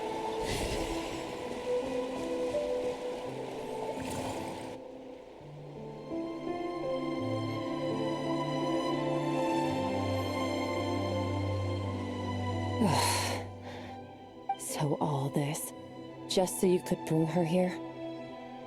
I have things to say to you. Well, to me. I had a feeling. I want someone to witness our reconciliation, even if it takes an argument to get there. And she is the best choice in this moment. Ah, man, I knew it. I had a feeling she was Skirk's inner child. Wait, then you must be... Her suppressed emotional self. Yep. The version of herself she keeps locked in the recesses of her mind, stifled by reason. All those rejected impulses, those discarded aspects of your past selves, they are a part of me now. I am who you used to be. Someone you have refused to face for too long. So, I came to face you instead. You're wrong. I've faced you all along. And that's exactly why I keep you locked here. I don't think that's how that works, Skirk. Your existence makes me weak. Moments of joy and longing are when we are most vulnerable. Don't forget, it was a penchant for goodness over reason that doomed our homeland in the first place. The vastness of the universe renders everything insignificant. Our feelings most of all. Even so, learning from the mistakes of the past doesn't have to mean erasing everything. That's true. That's very true. Strip yourself of your so-called weaknesses, emotions like kindness and empathy, and what makes you any different from the ruthless soldiers who slaughtered our people? That is valid. The difference is that I'm doing what is right, what is necessary. I allow you to exist, but with limited freedom. That is the greatest kindness I can offer. I have shouldered everything you couldn't carry. I rose above the numbness and emptiness, and it was cold, unfeeling reason that brought me this far. It made me who I am. It made me strong. That is the problem. I want to shoulder those things together. That honestly might be better for you, Skirk. On the grand scale of the entire universe, maybe our feelings are vanishingly small, but why should that mean they don't matter? Emotion gives warmth to the cold expanse of space. It gives meaning to the world around us. Think back to those nights of gazing at the stars, those afternoons of exploring the unknown. Think back and let them grant you peace. A brief respite from the pressure you put on yourself.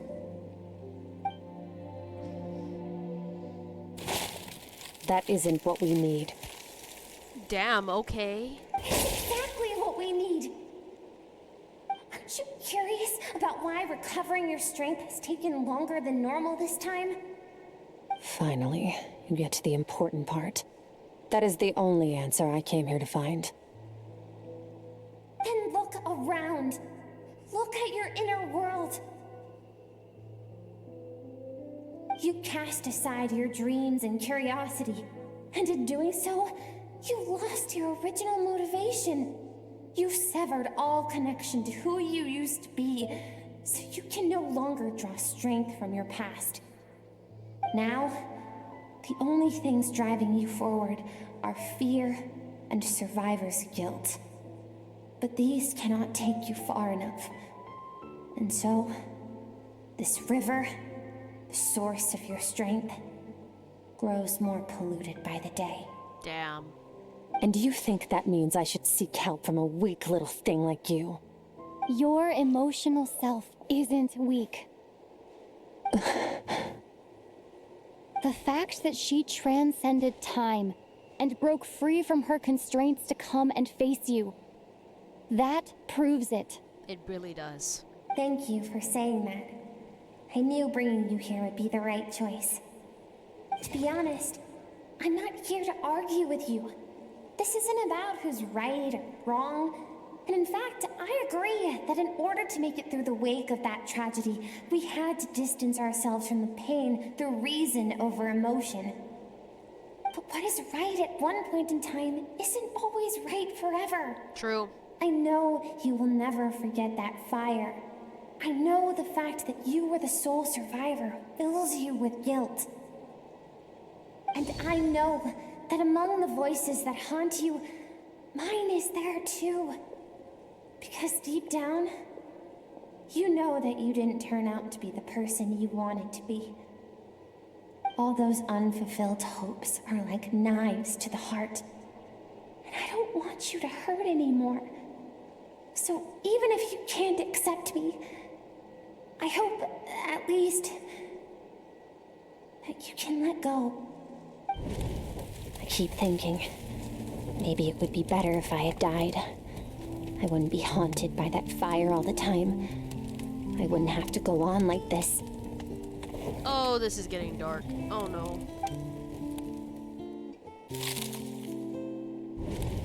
Your dad and I, we're not afraid to stare death in the face, but we need you to survive.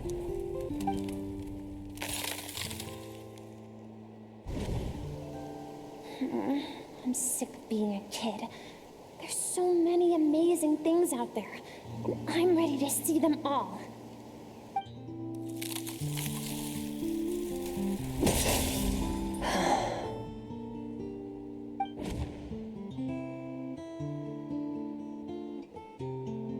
I remember.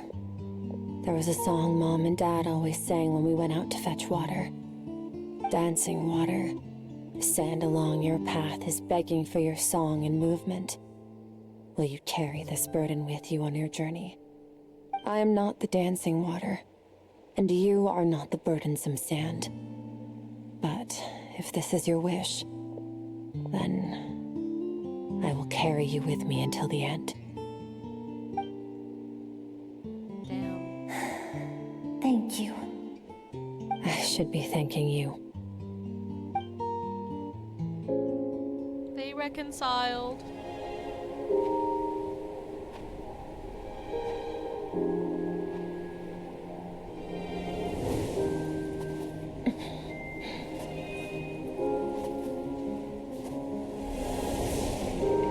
Oh, whoa. Skirk, run!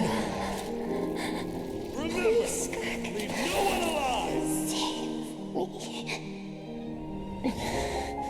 Heed my words, Skirk. Let fear take root in your soul.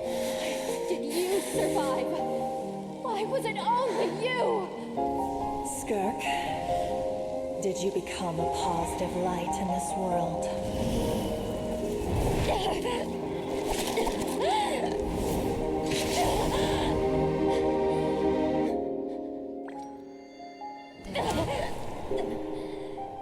Hey, this doesn't have to be the end. She just needed to see her young self. Life is a gift. Don't let darkness claim it. She was letting herself get therapy from her young self. Because that's what she truly needed, some therapy. Well, that's gorgeous.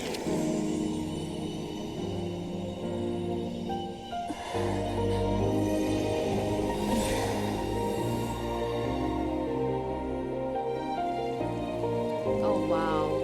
I love that.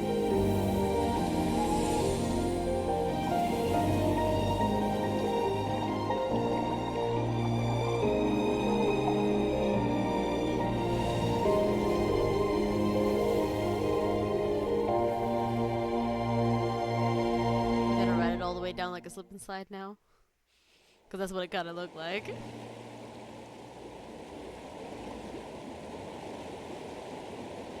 So, you saw my memories then? Yes. I once asked my master if survival of the strongest was the law of the universe. He said no, but in a world without order, those with no moral boundaries tend to be the ones who survive. That isn't true strength, though. Power is not a substitute for doing what is right. That's why, after hearing his answer, an idea came to mind. An idea that, one day, I would create a new world order. One in which there would never be another tragedy like that fire. One in which power was not the law of the land. But that means I must defeat him. Because my master, Sertologi, is, at the core, a defier of all rules and order. Sounds like you've got your work cut out for you. Yes, and not just because of the gap in our abilities, but also because I have no reason to see him as an enemy. Although his decision to train me was not made out of kindness, he did everything a master should. He saved my life, taught me the sword and the principles of strength. And for that, I respect him. But he intends to face you in battle one day. I know. And it's not something I want. But Master never goes back on his word. I have to treat everything he says as a promise. He's no longer into that, but he sends me messages through the abyss every now and then. Most of them are simple greetings, or an answer to one of my questions. Every time I hear from him, my heart skips a beat. And I wonder if this is the moment where he'll finally appear before me and tear down everything I've built to pieces. Maybe that means I do live in eternal fear, just like he said. Yes, I respect him, but I'm also afraid of him. And for that reason, the pursuit of strength consumes every moment of my life. I don't know what Master has planned, but I have to be ready. If he does attack you one day, I'll help you. Help me? Why? This isn't your fight. That's not what matters. Because if we want to build the world we both want to see, everyone has to be willing to fight for it. If we all do our part, we can make the entire universe a kinder place.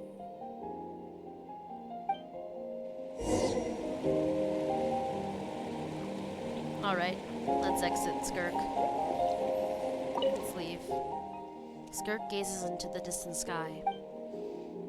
There's nothing else to do here. Should I leave? Yeah. Let's go. We're still not finished though. We gotta get the rest of Skirk's power. Oh, you're finally awake! Honestly, Paimon was gone for like 2 seconds and then she comes back and finds you both unconscious? Oh, you scared Paimon half to death. You're both okay, right? Yeah, Paimon, we're good. What does it look like? Okay, Skirk. Looks like your strength is back. You look stronger than ever. Only water from the source can cleanse the rot and filth that flows from the past into the future. I taught you to incorporate the experiences from your journey into how you fight. I suppose what happened today will become an inseparable part of who I am.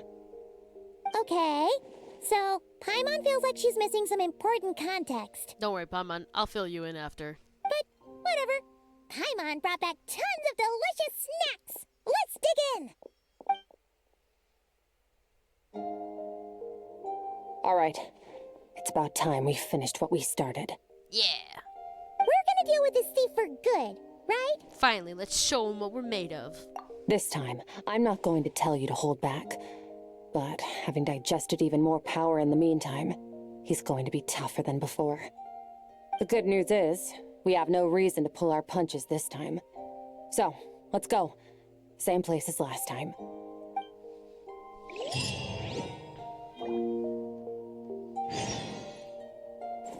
Alright. I just want to make sure they don't speak before I go. Give it a couple seconds. Okay, yeah, I think we should be good.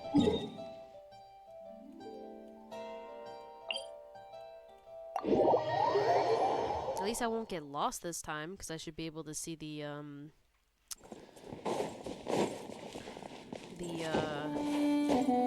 abyssal thing. I don't remember what it's called, even though it was said literally like 5 seconds ago.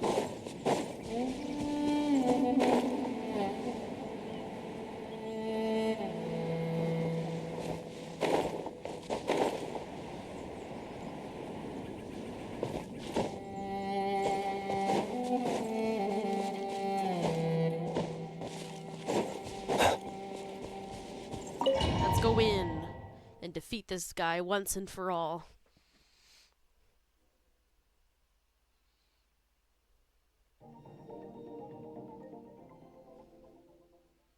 The fog is gone! Oh, goodness.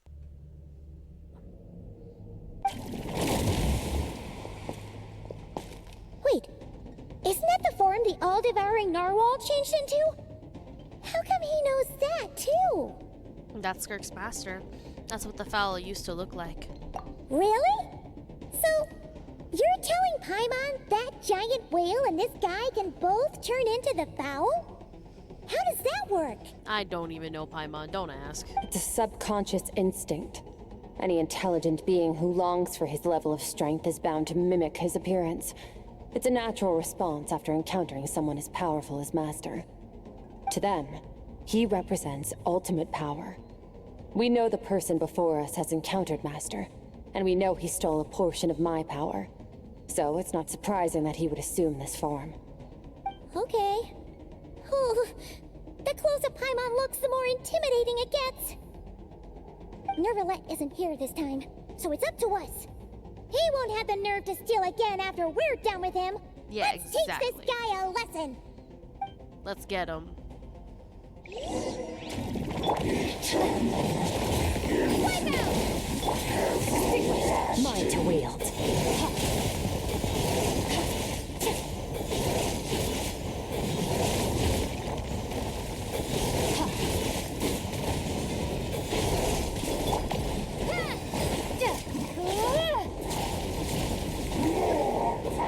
Haven't forgotten your training, I hope. Oh wait, I have to break the crystals. Okay, my brain realizes what I need to do.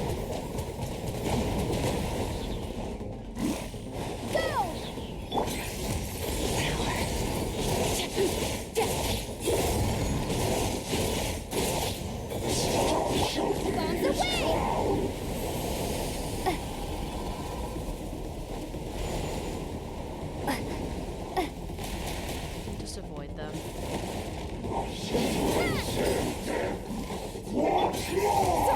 Mine to wield.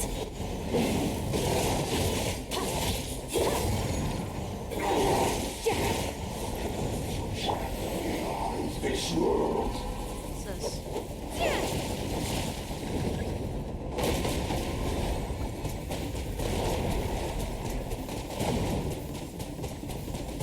Water jet!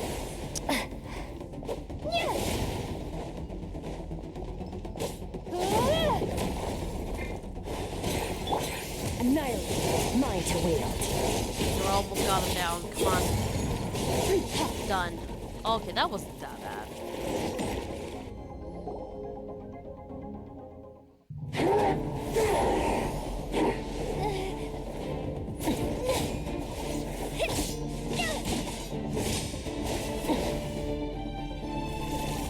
Not this again! Watch out!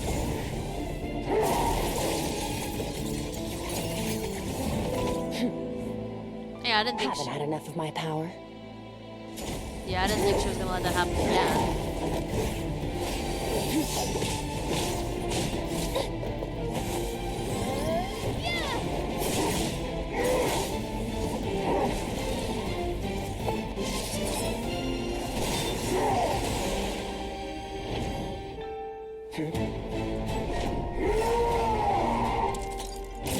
Oh, there it goes.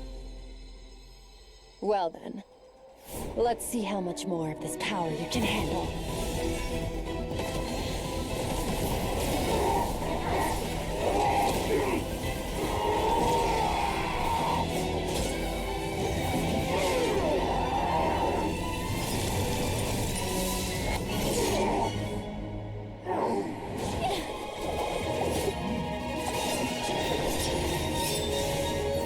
Oh, she took our sword. I just saw that.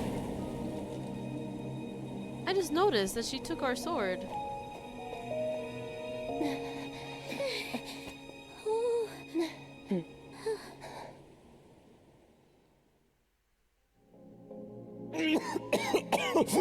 Bro, I wasn't expecting an old-ass man. Okay.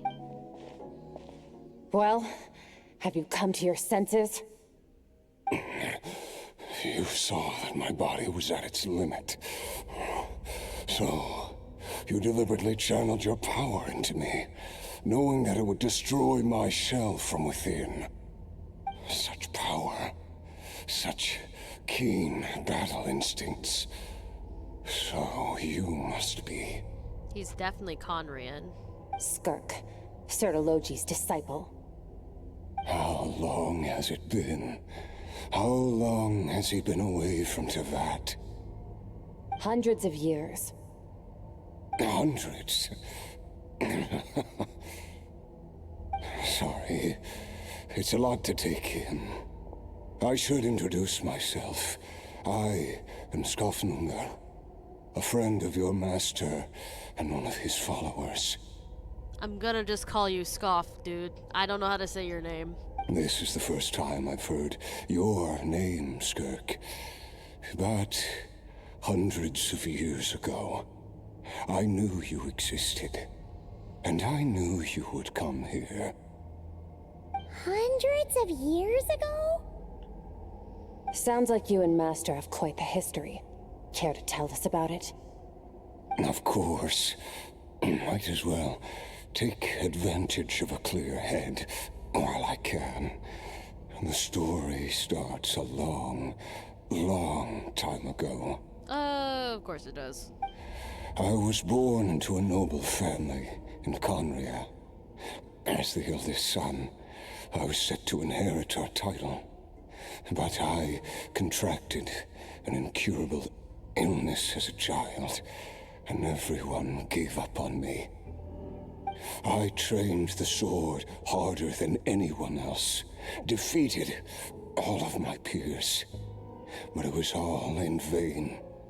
When other people looked at me, all I saw in their eyes was pity or a strange glee in my misfortune.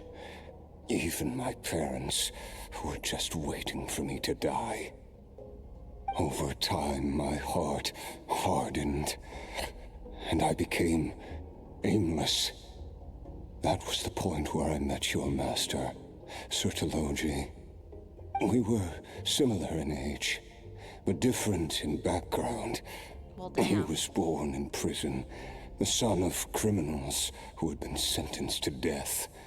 He spent his childhood wandering the streets, facing more criticism than the literary works in the Universitas Magistrorum. Yet, he always wore a smile on his face, as if kindness and malice were one and the same, and he could not see the difference.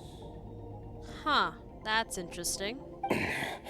I still remember what he said to me when we first met. You need to fight to survive. Even if it's a losing battle, it should light a fire under you. How can you sit back like this and go down without a fight? That does sound like something he would say.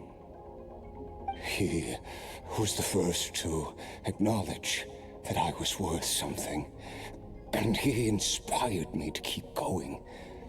When we sparred together, it was the first time I'd actually felt the thrill of combat. When I was 10, he stole forbidden research materials and managed to cure my illness. Oh. It was like there was nothing in this world he he couldn't accomplish. When it came to the human form, he was always intent on pushing the boundaries of possibility. Oh, that's fun. But somewhere along the way, I fell behind. My talents were nothing compared to his.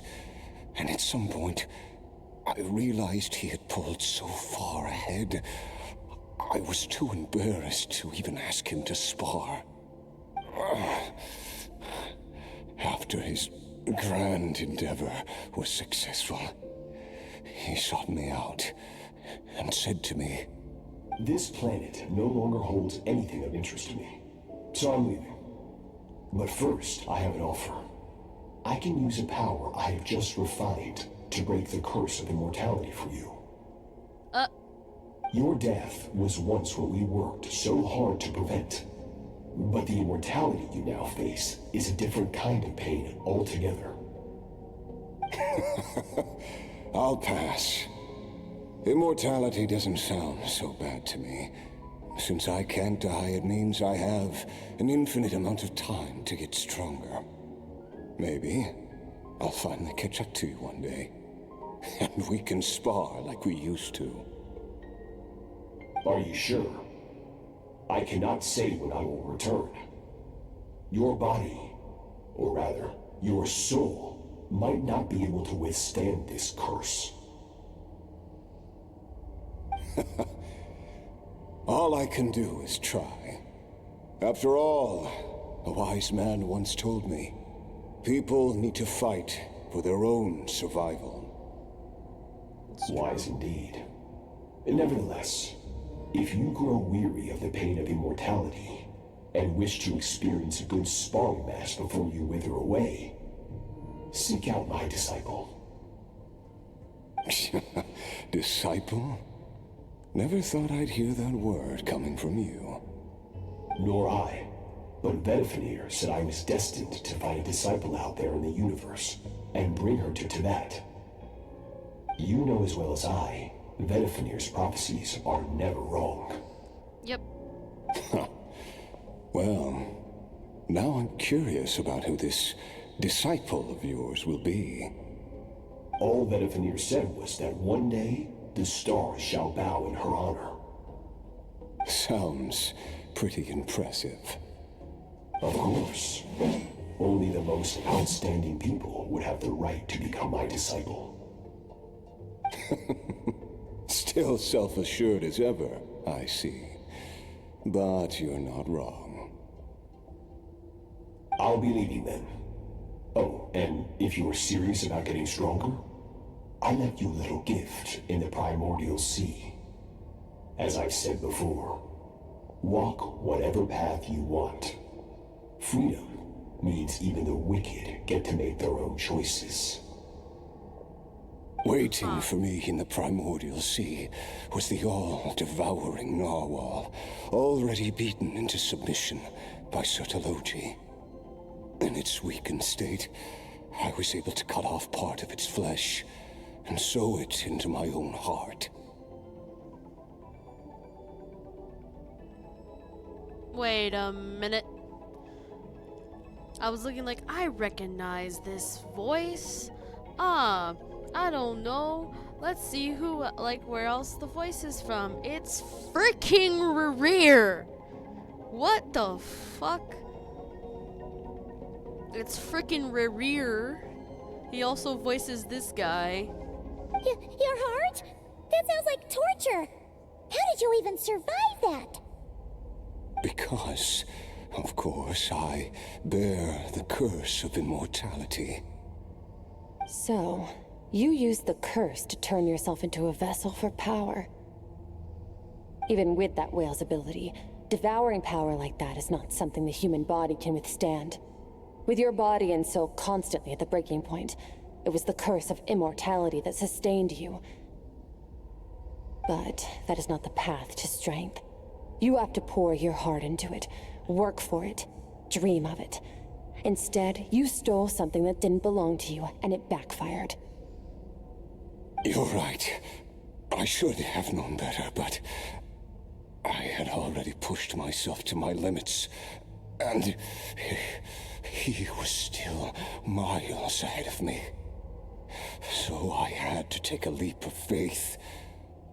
I miss your master. I miss the days when we were all together, troublemakers without a home. I don't regret the choice I made. But if you'll allow it, I do want to apologize. To both of you. I don't forgive you, dude. I'm joking. I'm just joking, bro. After the beating we just gave you, I think we can call it even. Yeah, exactly. You're an interesting one as well. Sertologi's disciple. That's a lot to live up to. It can't have been an easy experience. From what I saw, it in fact was not. I know what he's like. He rules with an iron fist, using despair and fear to force you to catch up to him, all the while standing ever out of reach. We're like mountain climbers in the dark, never knowing how much higher we have to climb, or when we will see the sun again. True. But I made up my mind long ago. No matter how dark it gets, I will not give in to despair. I will overcome it. Besides, after hearing your story, I suspect what Master really wants is not a battle that demands his full strength, but rather a defeat without regrets. Oh? Since you're his friend, you must have some things in common.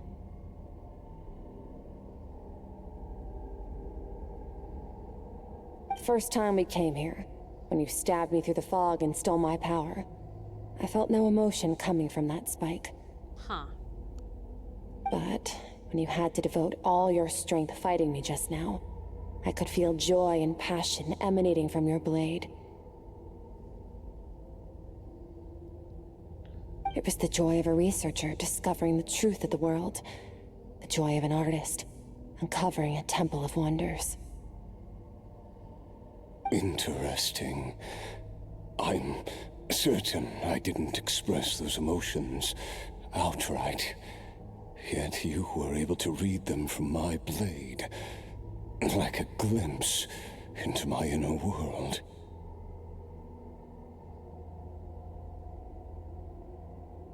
You're right. That battle brought me an unbridled sense of joy, and my defeat brings me no regret whatsoever. Exactly. I think Master also craves a battle like that.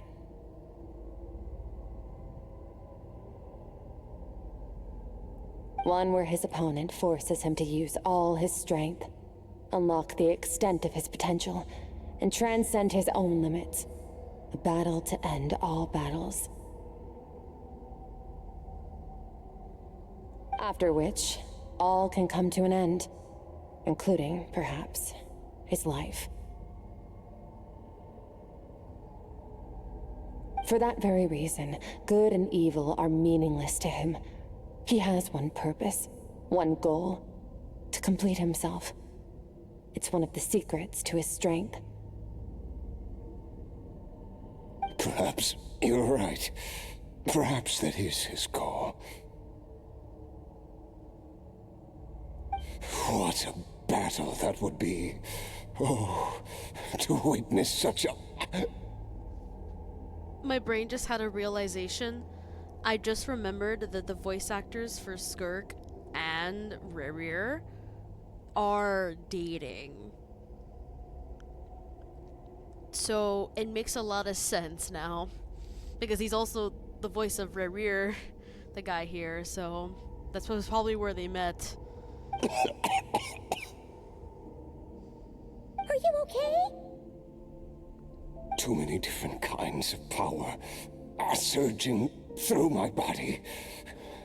The curse of immortality allows it all to coexist, but it does not remove the pain. I won't be able to hold on to my sanity for much longer. What a shame.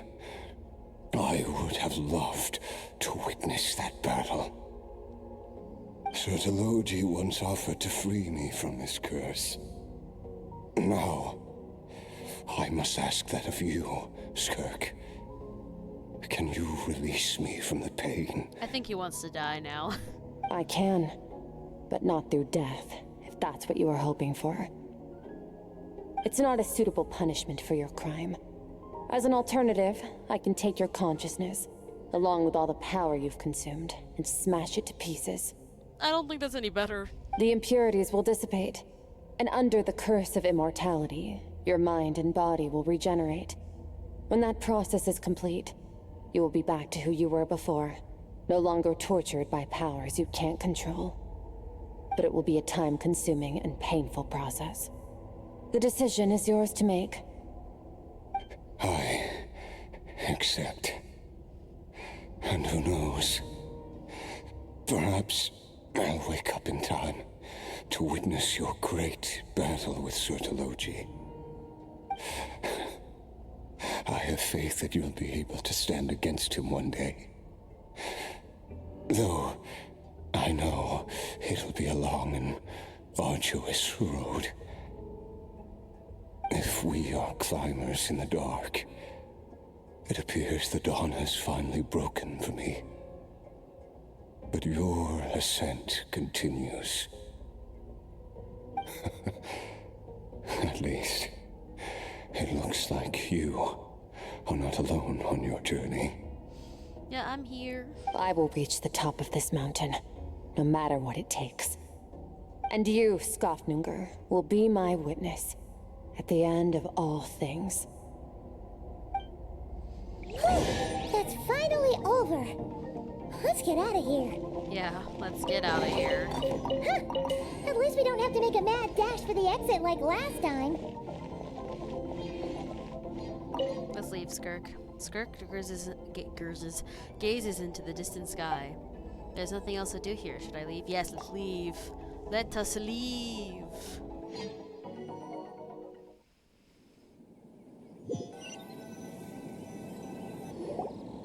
We did it! It's only been a few days, but it feels like forever. Once again, we've proved there's nothing we can't overcome. We're just that awesome. I didn't even break a sweat. Wow, you sound even more confident than usual. Guess you really have become stronger. Today sure went by fast. It's night already. Oh wait, that reminds Paimon. The stars you mentioned, the ones that died out, are they back now? Yes. The power Skafnungur stole has been returned. So, the stars have regained their light. Great! Huh, it's crazy that you even noticed their light was gone. There are so many stars in the sky. If a few disappeared, Paimon definitely wouldn't be able to tell. Sorry, I got slightly distracted by a freaking withering zone in the background over there. I suppose it's because I have gazed upon this sky for centuries. It is beautiful. The false stars, hanging in the meticulously planned sky, glittering with rotten light. It's not real. And yet, it is for that very reason that I can look upon it and enjoy the momentary peace it brings. It is beautiful, I agree.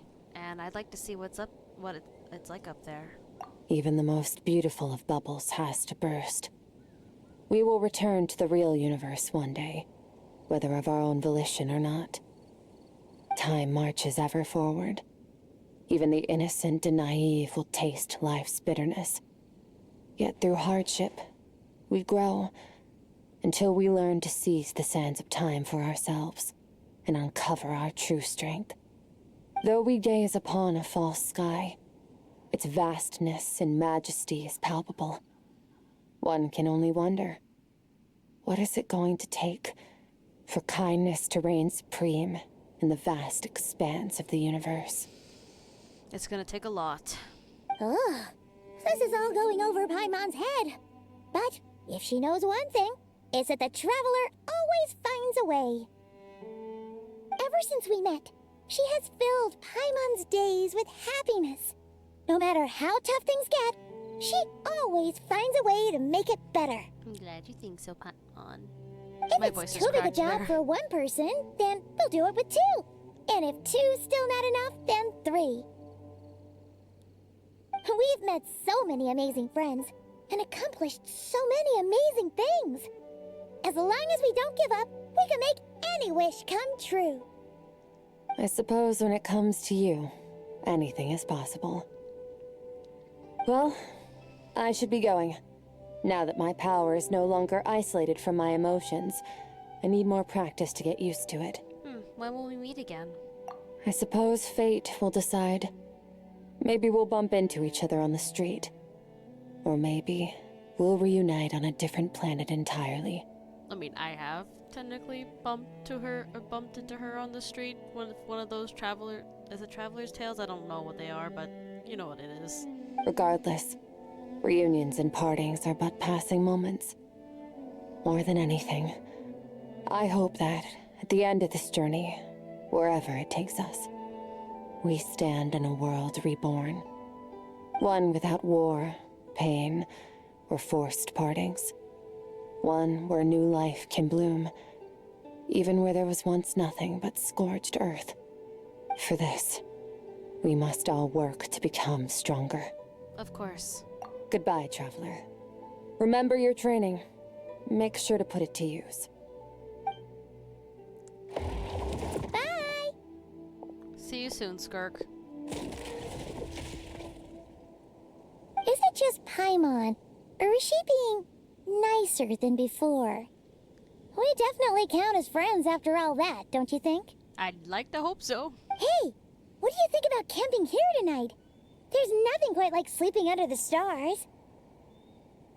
Come tomorrow, we can continue our journey. Oh, and since Paimon treated you to that super nice meal at Wanmin Restaurant, it's about time you returned the favor. Okay, Paimon, whatever you say.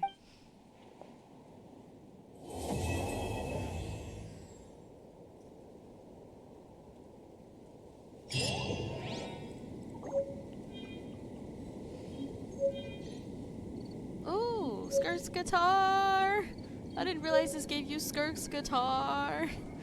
Oh my goodness, I just got distracted. Well, I hope you enjoyed my reaction to Skirk's story quest. And I hope to continue putting out more of these as Flynn's does his thing.